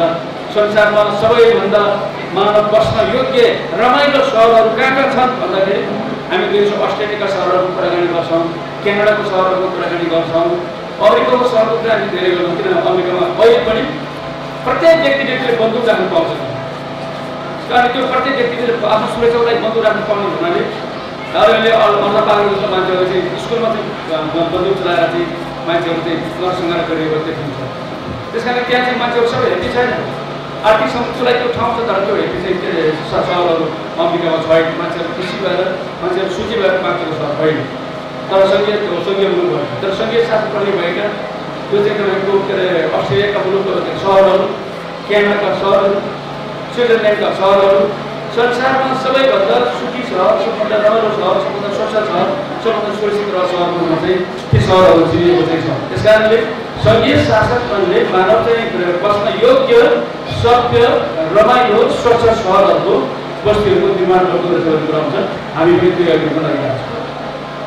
त्यस कारण यो अभियान अन्तर्गत हामीले चाहिँ गरेका छौँ जनतालाई चाहिँ आधारभूतमा सबै चिजहरू प्राप्त गर्नु पऱ्यो। जनताले चाहिँ घर घरमा खाने पानी पाउनु पऱ्यो, जनताले घर घरमा टेलिफोनको सुविधा हुनु पऱ्यो, जनताले घर घरमा बत्तीको सुविधा हुनु पऱ्यो, जनताले टोल टोलमा बाटोको सुविधा हुनु पऱ्यो, जनताले गाउँ गाउँमा अस्पतालको सुविधा हुनु पऱ्यो, जनताले गाउँ गाउँमा स्कुलको सुविधा हुनु पऱ्यो, अनि जनताले चाहिँ गाउँ सहरमा आफ्नै देशमा चाहिँ रोजगारको सुविधा पनि हुनु पऱ्यो र निःशुल्क उपचारको चाहिँ सुविधा पनि हुनु पऱ्यो। यही होइन चाहिँ हामीले प्रतिबद्ध चाहिँ सकेर तपाईँको स्वर्ग जस्तो चाहिँ संसार भन्छौँ नि कहिले कहिले राम राज्य भन्छ। धार्मिक रूपले भन्दाखेरि सत्ययुग राम राज्य हामीले खोजेको राज्य होइन। आधुनिक परिभाषा भन्दाखेरि सभ्य समाजको निर्माण। यो अभियानमा चाहिँ हामी लागिरहेका छौँ। अहिले त्यो अभियानको लागि चाहिँ चाहिने सबै कार्मिक प्रबन्धहरू हामीले गरेका छौँ। त्यस कारणले गण्डकी प्रदेश सरकारले अघि चाहिँ हाम्रो किशनजीले भन्नुभयो नि, गण्डकी प्रदेश सरकारले के भन्नु भने 5 वर्षमा गण्डकी प्रदेशमा चाहिँ 5,78,000 घर जोडी छन्। यो 5,78,000 घर जोडीमा प्रत्येक घरमा चाहिँ बिजुली पुग्या हुनुपर्छ भन्ने अभियानमा छ। यो वर्ष हामी प्रत्येक घरमा बिजुली पुर्याउन सक्छौँ। तर यो प्रत्येक घरमा चाहिँ पानीको धारा पुर्याउने, एक घर एक धारा 5,78,000 धारा पुर्याउने कुरा हामीलाई यो फलाको चौरास्तामा सडकै चाहिँ स्थिति किन बनाएको भने हामीसँग इन्जिनियरहरू कम छन्। जिल्ला कार्यालयमा अरू 4-5 मात्रै इन्जिनियरहरू छन्। हामीले कमसेकम जिल्लामा चाहिँ 10जनाको दर्जाले भयो भने के खानेपानीको योजना चाहिँ हामी धेरै नियन्त्रण गर्न सक्दैनौँ। कर्मचारीको अभावको कारणले गर्दाखेरि, कार्यालयको कमीको कारण, अपर्याप्तको कारणले गर्दाखेरि हामीले यो एक हरेक धारा चाहिँ हामीले यो सक्ने 5 वर्षमा सक्ने भनेको 5 वर्षमा सक्नु हामीलाई हम्ने परेको छ र त्यसको लागि चाहिने अर्को बजेट पनि छ। हामीले यो वर्ष मात्रै चाहिँ तपाईँको खानेपानीको लागि चाहिँ 2.5 अरबभन्दा बढी रकम गर्ने कुरा सरकारले मात्रै खर्च गरिरहेको छ। नेपाल सरकारले उसको खर्च गरेकै छ, स्थानीय तहले पनि खर्च गरेकै छ। त्यस कारणले यो वर्ष हामी चाहिँ के बाँच्न सक्छौँ अर्को वर्ष भने अर्को वर्ष हामी गण्डकी प्रदेशका आधारभूत खानेपानीबाट वञ्चित भइरहेको अहिलेसम्म, अर्थात् त्यसको अर्थ के हो भनेदेखि अहिलेसम्म कुवाको पानी खाइरहेका, अहिलेसम्म इनारको पानी खान बाध्य भएका, अहिलेसम्म खोलाको पानी उबालेर खान परिरहेका ठाउँमा त्यस्तो ठाउँमा खानेपानीको योजना एक घर एक घरको योजना लैजाने चाहिँ हाम्रो अभियान चाहिँ अर्को वर्ष हामी पुरा गर्छौँ। र यस्तो आधारभूत खानेपानीको प्रबन्ध गर्ने चाहिँ प्रदेश गण्डकी प्रदेश पहिलो प्रदेश हुनेछ। प्रत्येक घरमा धारा पुर्याउने प्रदेश गण्डकी प्रदेश पहिलो प्रदेश हुनेछ। प्रत्येक घर घरमा बिजुली पुर्याउने प्रदेश गण्डकी प्रदेश पहिलो प्रदेश हुनेछ। र गण्डकी प्रदेशको 50 वटा खाने तहको सदरमुकाममा यो 5 वर्षभित्र 8 मिटर फराकिलो पिचबाट पुर्याउने हाम्रो अभियान छ र यो आफ्नो पालिकाको सदरमुकाममा पोखराबाट या कुनै राजमार्ग सहायक राजमार्गबाट 8 मिटरको फराकिलो पिचबाट पुर्याउने सरकार गण्डकी प्रदेश सरकार पहिलो चाहिँ सरकार हुनेछ। हामी त्यो अभियानको साथ लागेका छौँ। हाम्रो त्यो अभियानमा चाहिँ हामीले मित्र राखेर अर्को चाहिँ गण्डकी प्रदेशको एउटा निर्वाचन क्षेत्र एउटा चाहिँ सडक निर्माण चाहिँ अभियानमा पनि हामी लागेका छौँ। अहिले हामी 35वटा सडक बनाउँदैछौँ। मनाङमा एउटा सडक चाहिँ इन्डियाले चाहिँ फोटोबाबुले बनाउन सकेका छैन, सुरु गर्न सकेका छैन र त्यसबाहेक चाहिँ केही रणनीतिक महत्त्वका सडकहरू, व्यापार गर्ने सडकहरू, पर्यटनको चाहिँ उद्योगलाई चाहिँ सघाउ पुर्याउने सडकहरू, जस्तो उदाहरणलाई चाहिँ हामी गण्डकीको लमजुङको राजमार्ग लमजुङको खोलासुत्तारे गाउँपालिकामा पोखराबाट करापुटारबाट मालिङमा चाहिँ बाटो निर्माण अभियान चाहिँ हामीले सञ्चालन गरेका छौँ। बाटो निर्माण काम चाहिँ हामी सञ्चालन गरिरहेकै छौँ। हामी तारुघाट चाहिँ सेराबाट चाहिँ उहाँ चाहिँ त्यो जोड्ने त्यस कारण यो काम चाहिँ हामी गर्दैछौँ।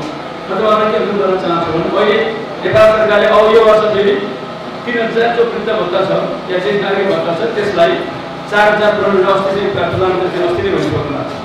किनभने अर्को वर्ष चाहिँ हामीले चाहिँ यो हाम्रो चाहिँ अर्को चुनाव जाँदा नजाँदा नेपाल कम्युनिस्ट पार्टी एमाले त्यतिखेर महागठबन्धनले चाहिँ तहसम्म चाहिँ प्रतिबद्ध गरेको विषय के हो भने हामी यो चाहिँ आफ्नो 5 वर्षको कार्यकालभित्र यो 2000 रहेको चाहिँ ज्येष्ठ नागरिक भत्तालाई विधवा भत्तालाई हामी 5000 पुर्याउनु भने हाम्रो कबुल छ।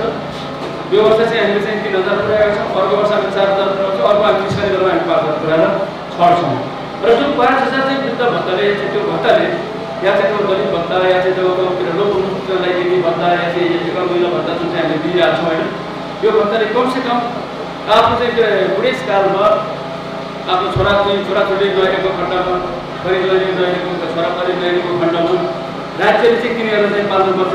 राज्यको चाहिँ अब बुढेसकालपछि छोराछोरीको सहारा चाहिन्छ। सारामा चाहिँ शिशु भएपछि बाबाको सहारा चाहिन्छ शिशुलाई।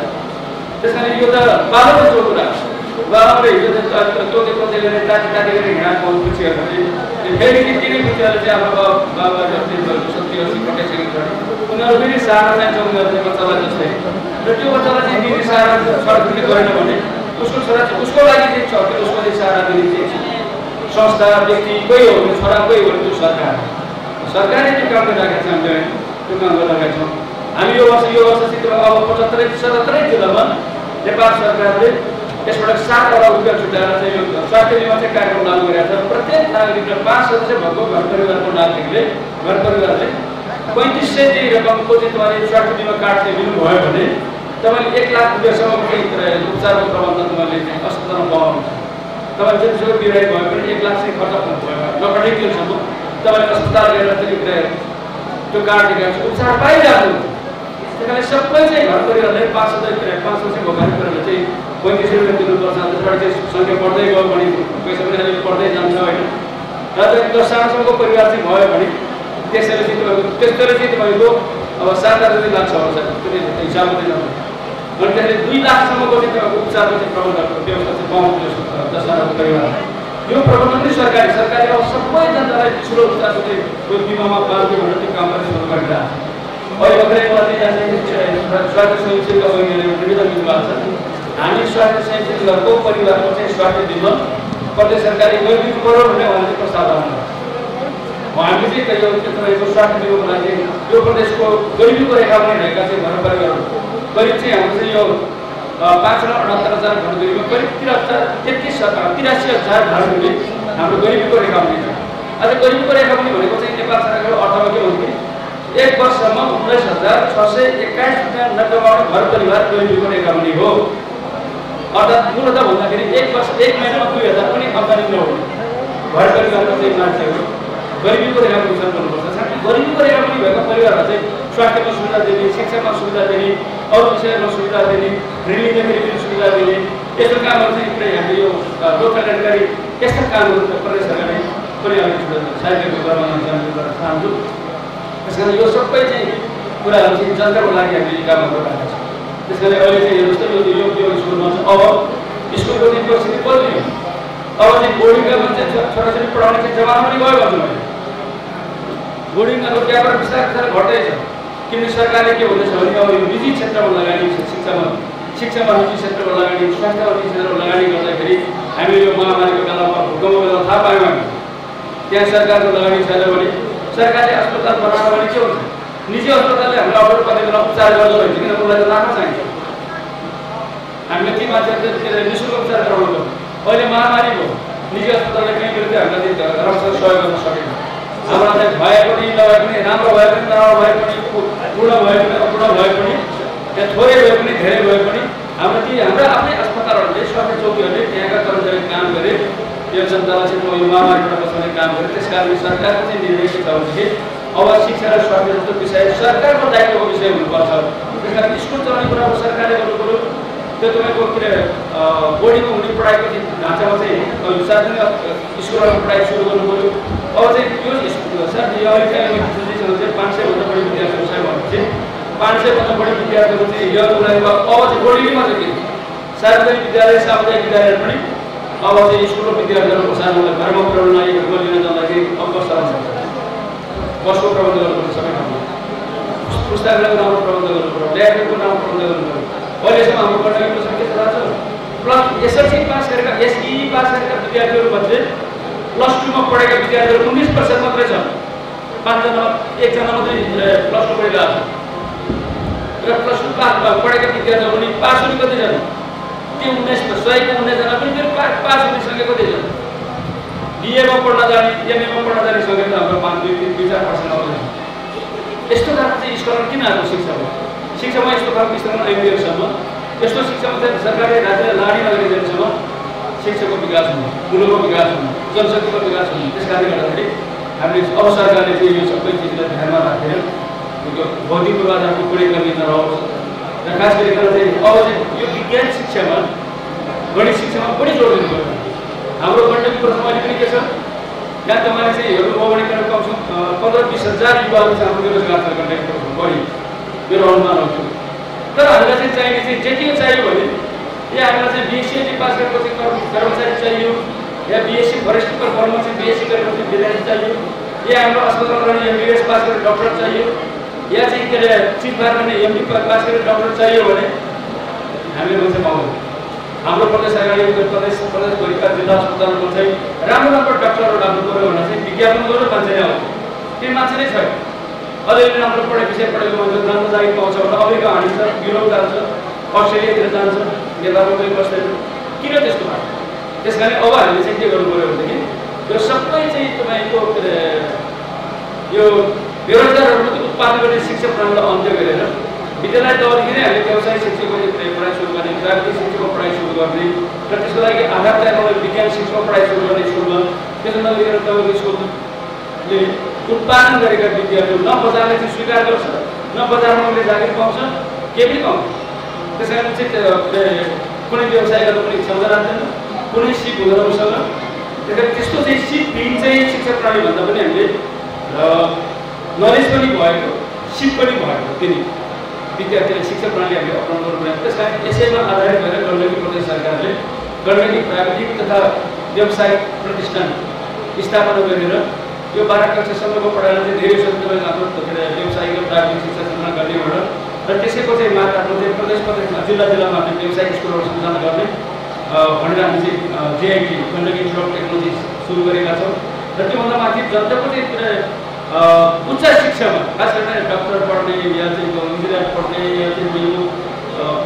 कृषिको चाहिँ विज्ञहरू उत्पादन गर्ने डेभलपमेन्ट विज्ञहरू उत्पादन गर्ने यो जनशक्ति उत्पादन गर्नको लागि त्यस्तो पढ्ने चाहिँ ठाउँमा उच्च शिक्षामा आधारभूत गरिब जनताका छोराछोरीको नै पहुँच पुगोस् भनेर उनीहरूले पनि त्यो पढ्न पाउन् राज्यले चाहिँ त्यो पढ्ने व्यवस्था गरोस् भनेर गर्नुपर्छ भनेर हामीले गण्डकी विश्वविद्यालय यो अर्को साधन गरेका छौँ त्यसैले हाम्रो गण्डकी विश्वविद्यालयको आफ्नो सुरु हुन्छ पढाइ गरेर योगदान दिन चाहन्छु अब अन्तिममा के भन्न चाहन्छु भनेदेखि हामी अहिले चाहिँ यो पूर्वाधार निर्माणमा चाहिँ सबभन्दा धेरै खर्च गरिरहेका छौँ गण्डकी प्रदेश सरकारको चाहिँ करिब चाहिँ 35 अरब चाहिँ रकममध्ये हामी 20 अरबभन्दा बढी चाहिँ यो विकास बाटो पुल गरीको पुल खानेपानी सिँचाइ भवनहरू निर्माण गर्ने यस्तो काममा चाहिँ खर्च गरिरहेका छौँ होइन त्यस कारण चाहिँ यो सबै चाहिँ खर्च गरिसकेपछि एउटा आधार तयार हुन्छ अनि प्रत्येक गाउँपालिकामा हामी चाहिँ औद्योगिक ग्रामहरू स्थापना गर्दैछौँ अहिलेसम्म हामीले चाहिँ 23वटा चाहिँ गाउँपालिकामा औद्योगिक ग्रामहरू स्थापना गर्दैछौँ त्यसले चाहिँ कमसेकम रोजगारीको सिर्जना गर्दैछ हाम्रो 308वटा भन्दा बढी होमस्टेहरू सञ्चालन भइरहेको छ त्यहाँ धेरैभन्दा धेरै चाहिँ व्यवसाय व्यापारहरू चलिरहेको छ हाम्रा दिदीबहिनीहरूले धेरै चाहिँ आम्दानी गर्न सुरु गरेका छन् होइन र हाम्रो विभिन्न चाहिँ तपाईँको कृषि मोडल बाबुहरू सञ्चालन गरेर मुख्यमन्त्री जलवायु मन्त्री कृषि गाउँलाई स्थापना गरेर उत्पादन पनि बढाउने रोजगारी पनि सिर्जना गर्ने यस्तो कामहरू पनि हामीले सुरु गरेका छौँ। त्यसले गर्दाखेरि चाहिँ हाम्रो चाहिँ पुरा अब हामी चक्लाबन्दीमा जाने र चाहिँ करारको खेती चाहिँ गर्ने चक्लाबन्दीमा जाने धेरै चाहिँ फाँटमा एउटै त्यो गरागुरीले हटाएर एउटा ठुलो चाहिँ तपाईँको करार बनाएर गर्दाखेरि लगानी चाहिँ त्यो ठक्कै चाहिँ तपाईँको चाहिँ घट्दो रहेछ माथि सायद 4-5सम्म आइपुग्छ होला कमसेकम 10 मिटर फराकिलो र एक ग्रेड 1 क्लासको चाहिँ बाटो बोरीहरूको चाहिँ डिजाइन नबनेको बाटो चाहिँ बनाउँदैछौँ। 5 अरब 68 करोड लाग्छ हामीलाई यो 42 किलोमिटर बाटो तयार गर्नु। त्यो धेरै बहु डिजाइन बनेको बाटो र हामी चाहिँ बेसरदेखि फेरि बालतर्फ अर्बतर्फ पनि हामीले यो वर्ष बजेट छुट्याएर फेरि त्यहाँ पनि निर्माण अभियान सुरु गरेछौँ। सायद 3-4 वर्षभित्र एकदमै तपाईँले कल्पना गरेको हुन्छ चाहिँ सुन्दर फराकिलो भव्य सडक सायद तपाईँहरू चाहिँ के अरे त्योभन्दा फराकिलो यो चाहिँ धुलीखेतदेखि बनेपादेखि धुलीखेत यो गोटीबासम्म जाने बाटो देख्नु भएको छ। सुन्दर चाहिँ बाटो चाहिँ त्यस्तो खालको चाहिँ आकर्षक बाटो हामी निर्माण गर्दैछौँ। त्यसले चाहिँ गण्डकी प्रदेश यो लमजुङ जिल्लालाई यो पृथ्वीराज मार्गसँग सहरबाट चाहिँ जोडिने डुम्री हामी चाहिँ 30-40 मिनटमा पुग्ने पोखरा हामी 1 घन्टामा पुग्न सक्ने बाटो चाहिँ हामी निर्माण गर्दैछौँ। यो मध्यपाडी लोकमार्गको यो सुन्दर बजारको खण्ड चाहिँ हामी त्यहाँको विवाद मिलाएर अब त्यसको डिपिआर तयार यो वर्षदेखि निर्माण गर्ने काम सुरु हुन्छ र यहाँबाट भनेर खण्ड जोडिसके पछाडि कर्मकारबाट हाम्रो माथिको कितिरेमा चाहिँ हाम्रो के अरे कसरी फाँट हुँदै गौडाको निस्किन्छ हाम्रो बाटो। त्यस कारण यो पोखरा माथिबाट गए पनि भयो बिचबाट गए पनि भयो तलबाट गए पनि भयो हामी पोखरा चाहिँ यहाँबाट जाँदाखेरि पोखरा 2 घन्टा पुग्न सक्ने 1.5 घन्टा पुग्न सक्ने त्यस्तो फराकिलो बाटोहरू चाहिँ राजमार्गबाट निर्माण गर्दैछौँ। र निर्माणको यो अभियान चाहिँ सञ्चालन गरिरहेको छ। हामी गण्डकी प्रदेशको यो लमजुङ जिल्लालाई मनाम चाहिँ हुँदै चाहिँ हामी तिब्बतसँग जोड्ने यो मनामको नागपुर भूमिसम्म चाहिँ हामी बाटो लाने र त्यसलाई तिब्बतसँग जोड्ने हामी यहाँबाट चाहिँ तपाईँको थुर्सेबाट चाहिँ लाके गरेर लाके विलर अध्यक्षसँग चाहिँ तिब्बतलाई जोडेर चाहिँ पोखरा चाहिँ तिब्बतबाट पोखरा हुने बाटो सबैभन्दा नजिकको बाटो पूर्व यो बाटोलाई निर्माण गरेर गर्ने काममा पनि हामी काम गरिरहेका छौँ। त्यसपछि हामीले यो आधारबाट तयार गर्ने स्टेटबाट तयार गर्ने डिजाइनहरू तयार गर्ने काम गरिरहेका छौँ। यो सबै काम बाटो चाहिँ फराकिलो भयो भने बाटोको एक्सेस भयो भने व्यापार चाहिँ बढ्दै जान्छ, उद्योग बढ्दै जान्छ, व्यवसाय बढ्दै जान्छ, तपाईँहरूको आम्दानी बढ्दै जान्छ। हामी धेरै व्यवसाय गर्न चाहिँ सजिलो हुन्छ हामीलाई। त्यस कारण चाहिँ बाटो विकासको मुख्य आधारहरू र बाटो साथसाथ बिजुली र हाम्रो बिजुली सबै 2 फेजमा 2 फेजको अवधारणा 3 फेजको चाहिँ बिजुली बनाएर मात्रै हामीले डिजिटल शासन उद्योग गर्न चलाउन सक्छौँ। अब हामी गण्डकी प्रदेश सरकार यो 10 वर्षभित्र गण्डकी प्रदेशको प्रत्येक घरमा तपाईँको चाहिँ अहिले धेरै दावा गर्नु हुँदैन होला। धेरैको घरमा चाहिँ ग्यासको सिलिन्डर हो। ग्यासको सिलिन्डर त बाहिरबाट ल्याउने सिलिन्डर पनि बाहिरबाट ग्यासबाट भर्ने ग्यास पनि बाहिरबाट ल्याउने हामी त देशाको देशै छौँ। 1 वर्ष अगाडि 15 भन्दा बढीको ग्यास गण्डकीबाट ल्याउँदैछ। त्यस कारण त्यसलाई अघि बढाउनको लागि गण्डकी प्रदेशमै उत्पादन भएको बिजुलीबाट चल्ने चाहिँ बिजुलीको चाहिँ के अरे चुलोहरू हामीले वर्षदेखि ट्रायलबाट वितरण गर्दैछौँ र सस्तोमा चाहिँ बिजुलीको चुलोहरू वितरण गरेर अब चाहिँ तपाईँको ग्यासको क्षेत्रमा बिजुली प्रयोग गर्ने खाना पकाउँदाखेरि पनि सबै कुरोमा र त्यो खर्च पनि दोब्बर कम चाहिँ खर्च लाग्ने र चाहिँ बिजुलीमा चाहिँ त्यो ग्यास चाहिँ खरिद जति खर्च लाग्छ हाम्रो त्यो खर्चहरू चाहिँ आधा चाहिँ खर्च चाहिँ हामी घटाउन सक्छौँ। यस हिसाबले जाँदाखेरि चाहिँ हामी प्रदेशको चाहिँ अर्थव्यवस्थामा योगदान पुऱ्याउन सक्छ भन्ने कुरालाई चाहिँ ध्यानमा राखेर हामी काम गर्दैछौँ। यति कुराको हाम्रो संसार राखेर अहिले हामी संसारको कामहरू गर्दैछौँ। फेरि पनि पार्टीभित्र चाहिँ राजनीति दल जितको क्षेत्र तानेले गर्दाखेरि हामी अहिले चाहिँ फेरि पनि यो 46 सांस्कृतिक चाहिँ यो तानातानको अवस्थाको अगाडि भयो सांसद खरिदेको कुरा खरिदेको कुरा तानातानको कुरा 3 देशको कुरा चलिरहेको छ। अघि भर्खर गरेर तपाईँको संसदको स्थापना भएकाले चाहिँ के भएको सांसदहरू चाहिँ तपाईँको 5 स्टार होटलमा प्रशासन शब्द ठुलो त्यहाँ बन्दी गरेर राखेर अर्को चाहिँ पार्टीको मजाक हो यस्तो चाहिँ क्रम फेरि सुरु हो।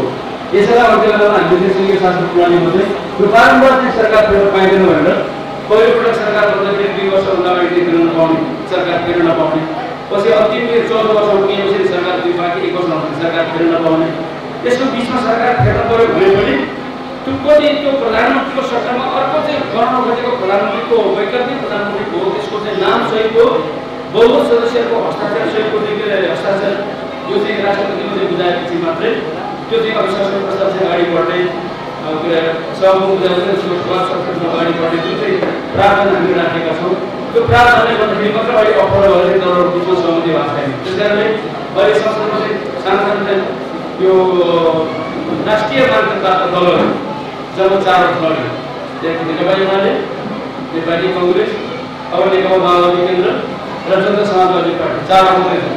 त्यो 4 पार्टी चाहिँ पार्टीहरू छन्। त्यो 4 पार्टीमध्ये 3 पार्टी एकतिर मिल्दाखेरि अहिलेको एमालेको सरकार टिक्छ। तर एमालेसँग चाहिँ 3 पार्टी एक भएर 2 पार्टी मात्रै मिलेर चाहिँ सरकार बन्दैन। किनभने कांग्रेसको जम्मा 61-62 सिट छ, माओवादीको जम्मा चाहिँ 4 जना कार्यकारी सिट 49 सिट बाँकी छ। उसको 49 चाहिँ 61 जोड्दै कति हुन्छ? 110 हुन्छ। चाहिने 138 सिट हो। उता संघीय समाजवादीको 34 सिट छ। त्यसकारणले त्यो 34 सिट नजोडेसम्म चाहिँ त्यो पुग्दैन। कांग्रेस र माओवादी मिलेर पनि पुग्दैन, जनता समाजवादी र माओवादी मिलेर पनि पुग्दैन, जनता समाजवादी र कांग्रेस मिलेर पनि पुग्दैन। त्यो दुईटा तीव्र दल चाहिँ दुईटा मात्रै मिल्दाखेरि कहिले पनि पुग्दैन। तीव्र दल मिल्नुपर्छ। र म के भन्दै आइरहेको छु भने कि तीव्र दल मिल्ने कुरा र जुन र घाम मिल्ने कुरा एउटा हो, जुन धेरै चाहिँ असुविधा। तर एमालेसँग चाहिँ जुनसुकै तीव्र मात्रै जुनसुकै दल मिलेर सरकार गर्छ। उसको 181 सिट छँदैछ। उसलाई अब चाहिने चाहिँ जम्मा चाहिँ तपाईँको 15 सिटमा 14 सिट मात्रै छ। 135 सिट भए चाहिँ सबै हुँदाखेरि 250 आउँदाखेरि 138 सिट हो। अहिले 250 सिट चाहिँ कोही लगाएको तर गएको छैन। त्यसले गर्दा 135 सिट भएको छ। एक त्यसले एमाले सहयोग छ भने जनता समाजवादीसँग मिलेर सरकार बनिहाल्यो, माओवादीसँग मिलेर सरकार बनिहाल्यो, कांग्रेससँग मिलेर सरकार बन्छ। उसलाई अलिकति सहज छ। अर्को तीव्र चाहिँ नमिलेको छ भने तीव्र मिल्ने कुरा धेरै कठिन छ। किनभने उनीहरूको आफूले स्वार्थहरू छ। त्यसकारणले अहिले यो चाहिँ परिस्थितिमा हाम्रो गण्डकी वर्ष पनि यस्तो 2 जना बाबु केन्द्रबाट चाहिँ जानुभएको मन्त्रीलाई जाँदिनु भएको छ। तर उहाँले सरकारले दिएको समर्थन अहिलेसम्म फिर्ता भएको छैन। हामीले सरकारले बन्दाखेरि गएर विश्वासको मत दिँदाखेरि राष्ट्रिय जनमोर्चा माओवादी केन्द्र चाहिँ एमालेको समर्थन प्राप्त भएको थियो। त्यो सबै समर्थन हुँदाखेरि 35 सिट प्राप्त गरेको चाहिँ 60 सिटमा अहिले 35 सिटमा चाहिँ तपाईँको 12 सिट बाँडेको छ। 11 सिट र अहिले चाहिँ हामी 31 सिटको चाहिँ आराम छौँ। अहिलेसम्म चाहिँ गण्डकी सरकारको चाहिँ जस्तै राजनाम दिए पनि त्यो चाहिँ सरकार किनेर निस्केको छैन। राष्ट्रिय जनमोर्चाले समर्थन फेरि ल्याउने कुरा हो। तर यो समर्थन अहिले हामी यो जनतामा चाहिँ यो गलत मेसेज सन्देश हुन जाओस्। यो पार्टीहरू चाहिँ के अरे 5 वर्षतिर सरकार चलाउन नसकेको भन्ने कुरा चाहिँ सुन्न नपरोस्। र खालि चाहिँ पार्टीहरू मिलेर सरकार चलाउन चाहिँ जानुहोस्, मिलेर सरकार चलाओस्। 5 वर्षतिर जनताका लागि विकासका कामहरू गरौँ, सेवाका कामहरू गरौँ, उन्नतिका कामहरू गरौँ, यो गरिबी गर्ने काम गरोस्, है रोजगारी सृजना गर्ने काम गरोस्, उत्पादन बढाओस्, यो पेसा कामको चिजको अन्त्य होस् भन्ने चाहिँ जनताको चाहना के छ भने हामी चाहिँ राजनीतिकरणहरू नेताहरूको चाहिँ ढुङ्गा बनाएको कामले गर्दा शिक्षाकालीको कामले गर्दा हामी ठाउँमा छौँ। त्यस कारण हामी सबैले खर्चाली गर्नुपर्नेछ। मिलेर चाहिँ काम गरेर मिलेर काम गरेर हिँड मिलेर चाहिँ देशको विकास गरेर जनताले दिएको पेमेन्ट यही भनेर चाहिँ जनताले फलकारी गर्नुपर्ने दिन पनि आएको छ। यति कुरा हाम्रो समस्या लागेर अब गण्डकी प्रदेश सरकारका बाबु पनि हामी खानेपानी अब थोरै पैसा गर्नुपर्छ। त्यो के को लागि? त्यो सरकारको लागि हो, त्यो तपाईँको लागि। अब यसको चाहिँ मर्म समार गर्नुपर्ने हुन्छ। यत्रो 650 23 घरमा चाहिँ पानीको वितरण गर्ने, पानी खाने भाषाको टोटो के ठाउँ ठाउँमा चाहिँ कहिले युके घरको कसैलाई छोड्नु पर्ने यो कामको कुनै कर्मचारी राख्नु पर्छ। त्यसले गर्दा चाहिँ मर्म समार गर्ने चाहिँ रोडबाट फेरि पर्ने हुनसक्छ। सानोतिनो कुराहरू तपाईँले आफूले गर्नुपर्छ। सरकारले गरेर ठुलो मर्म समार त्यो थप चाहिँ धारा चाहिँ के थप्नु पऱ्यो त्यो हामीलाई भन्नु पर्छ। तपाईँले मुख चाहिँ के बढाउनु पऱ्यो, पानी कसैको स्रोत बढाउनु पऱ्यो भने त्यो हामीलाई भन्नु पर्छ। तपाईँले ठुल्ठुलो चाहिँ मेसिनहरू किन्नु पऱ्यो, ठुल्ठुलो चाहिँ ट्याङ्कीहरू बनाउनु पऱ्यो, त्यो हामीलाई भन्नु पर्छ। हामीले बनाउनु बत्ती बनाउने हाम्रो जिम्मेवारी छ, हाम्रो दायित्व छ। तर सानोतिनो कुराहरू चाहिँ आफ्नै व्यवस्थापन गऱ्यो भने के हुन्छ? तपाईँको त्यो के राष्ट्रिय वन चाहिँ सरकारी वनहरूको चाहिँ रहिरहेको भयो, समुदायले त्यसको व्यवस्थापन गरेको भयो। अहिलेसम्म हरियाली पनि सबै सकिसकेका हुन्छ, सकिसकेको सब सकिसकेका छ। त्यसमा समुदायले व्यवस्थापन गर्ने, आफ्नो देखभालको लागि आफूले काम गर्ने, आफूले व्यवस्थापन गर्ने काम गर्नुभयो भने हामी थोरै खर्चले राम्रो देखभाल गर्छ। अब अर्को दिन 5 वर्षपछि प्रदेश सरकारको अभियान के छ? सबै घर घरमा धारा पुऱ्याइसकेपछि यो हामीले खाइआएको चाहिँ पानी त्यो शुद्ध पानी हो, त्यो स्वच्छ पानी पनि होइन। यिनीहरू खोलाबाट चाहिँ धाराको त्यो कुवाको भन्दा त त्यो साफ सफा हो यो, तर पनि यो सफा होइन। त्यहाँ कतिपय हामीले खाना नभए चाहिँ के अरे खनिज पदार्थ मिसिएको हो। टक्कहरू सिकाउनु त्यसलाई चाहिँ हामीले चाहिँ तपाईँको छुट्याउन सकेका छैन। तपाईँले जुन सफलता दिएको छ तपाईँहरू चाहिँ यो खासै 23 घण्टाको चाहिँ धेरै धेरै बधाई दिन चाहन्छु। उनीहरूले सफलता प्राप्त गर्नुभएको छ र विद्यालयको प्रयोग कामना गर्छु। कमसेकम अब आदर्श विद्यालय बनाउने हामी अभियानमा छौँ। सामुदायिक शिक्षाको गुणस्तर कसरी बढाउने होला भनेर यसबाट हामीले विद्वानहरूलाई राखेर एउटा चाहिँ छलफल पनि चलाउनेछौँ र उहाँले के सुझाव दिनुहुन्छ त्यसको आधारमा विद्यालयको चाहिँ पढाइ सार्वजनिक स्कुलको पढाइलाई कसरी व्यवस्थित गर्ने कसरी गुणस्तरीय बनाउने भन्ने अभियानमा पनि हामी छौँ। 9 स्कुलहरू हामी विशेष सहयोग कुरा पनि गरेका छौँ। हामीले विज्ञानको पढाइ चाहिँ सञ्चालन गर्ने स्कुलहरू हामीले पनि भनेका छौँ। करिब चाहिँ 1300 भन्दा बढी चाहिँ तपाईँको माध्यमिक विद्यालयहरू चाहिँ यो गण्डकी प्रदेशमा, तर त्यसमा चाहिँ 209 विद्यालयमा मात्रै साइन्सको पढाइ विज्ञानको पढाइ हुन्छ। त्यस कारण चाहिँ हाम्रो चाहिँ यो उच्च स्तरको प्राप्ति जनशक्ति धेरै नै अभाव छ। हामी बजारले जे जनशक्ति खोजेको छ त्यो हामीसँग छैन। र हाम्रो चाहिँ स्कुलहरू चाहिँ बेरोजगार उत्पादन गर्ने फलकले केन्द्रहरूको चाहिँ उत्पादित भएका छन्। हाम्रो सबै क्याम्पसहरू त्यसरी छ, या त एजुकेसनल पढाइ हुन्छ प्लस टूमा, या त चाहिँ हाम्रो क्याम्पसहरू या त चाहिँ हाम्रो एजुकेसनल पढाइ या त कमर्सको पढाइ, त्यहाँ साइन्सको पढाइ नै छैन। हामीलाई शिक्षक धेरै चाहिएको छ जो कि बालबाल उत्पादन गरेर छ। बजारले खोजेको छ अर्कै एकैचोटिको आदि एकैचोटि भनौँ जस्तो भएको छ हाम्रो शिक्षा प्रणाली, यसलाई अन्त्य गर्नुपर्नेछ। यो काममा पनि तपाईँले चाहिँ ध्यान जाओस्। यति कुरा यहाँ समस्या राखेर यहाँले आज चाहिँ 3-3वटा कार्यक्रमको चाहिँ संयुक्त रूपमा उद्घाटन गर्ने अवसर मलाई दिनुभएर मलाई जुन हौसला प्रदान गर्नुभएको छ त्यहाँ आभार व्यक्त गरेर फेरि एकपल्ट यो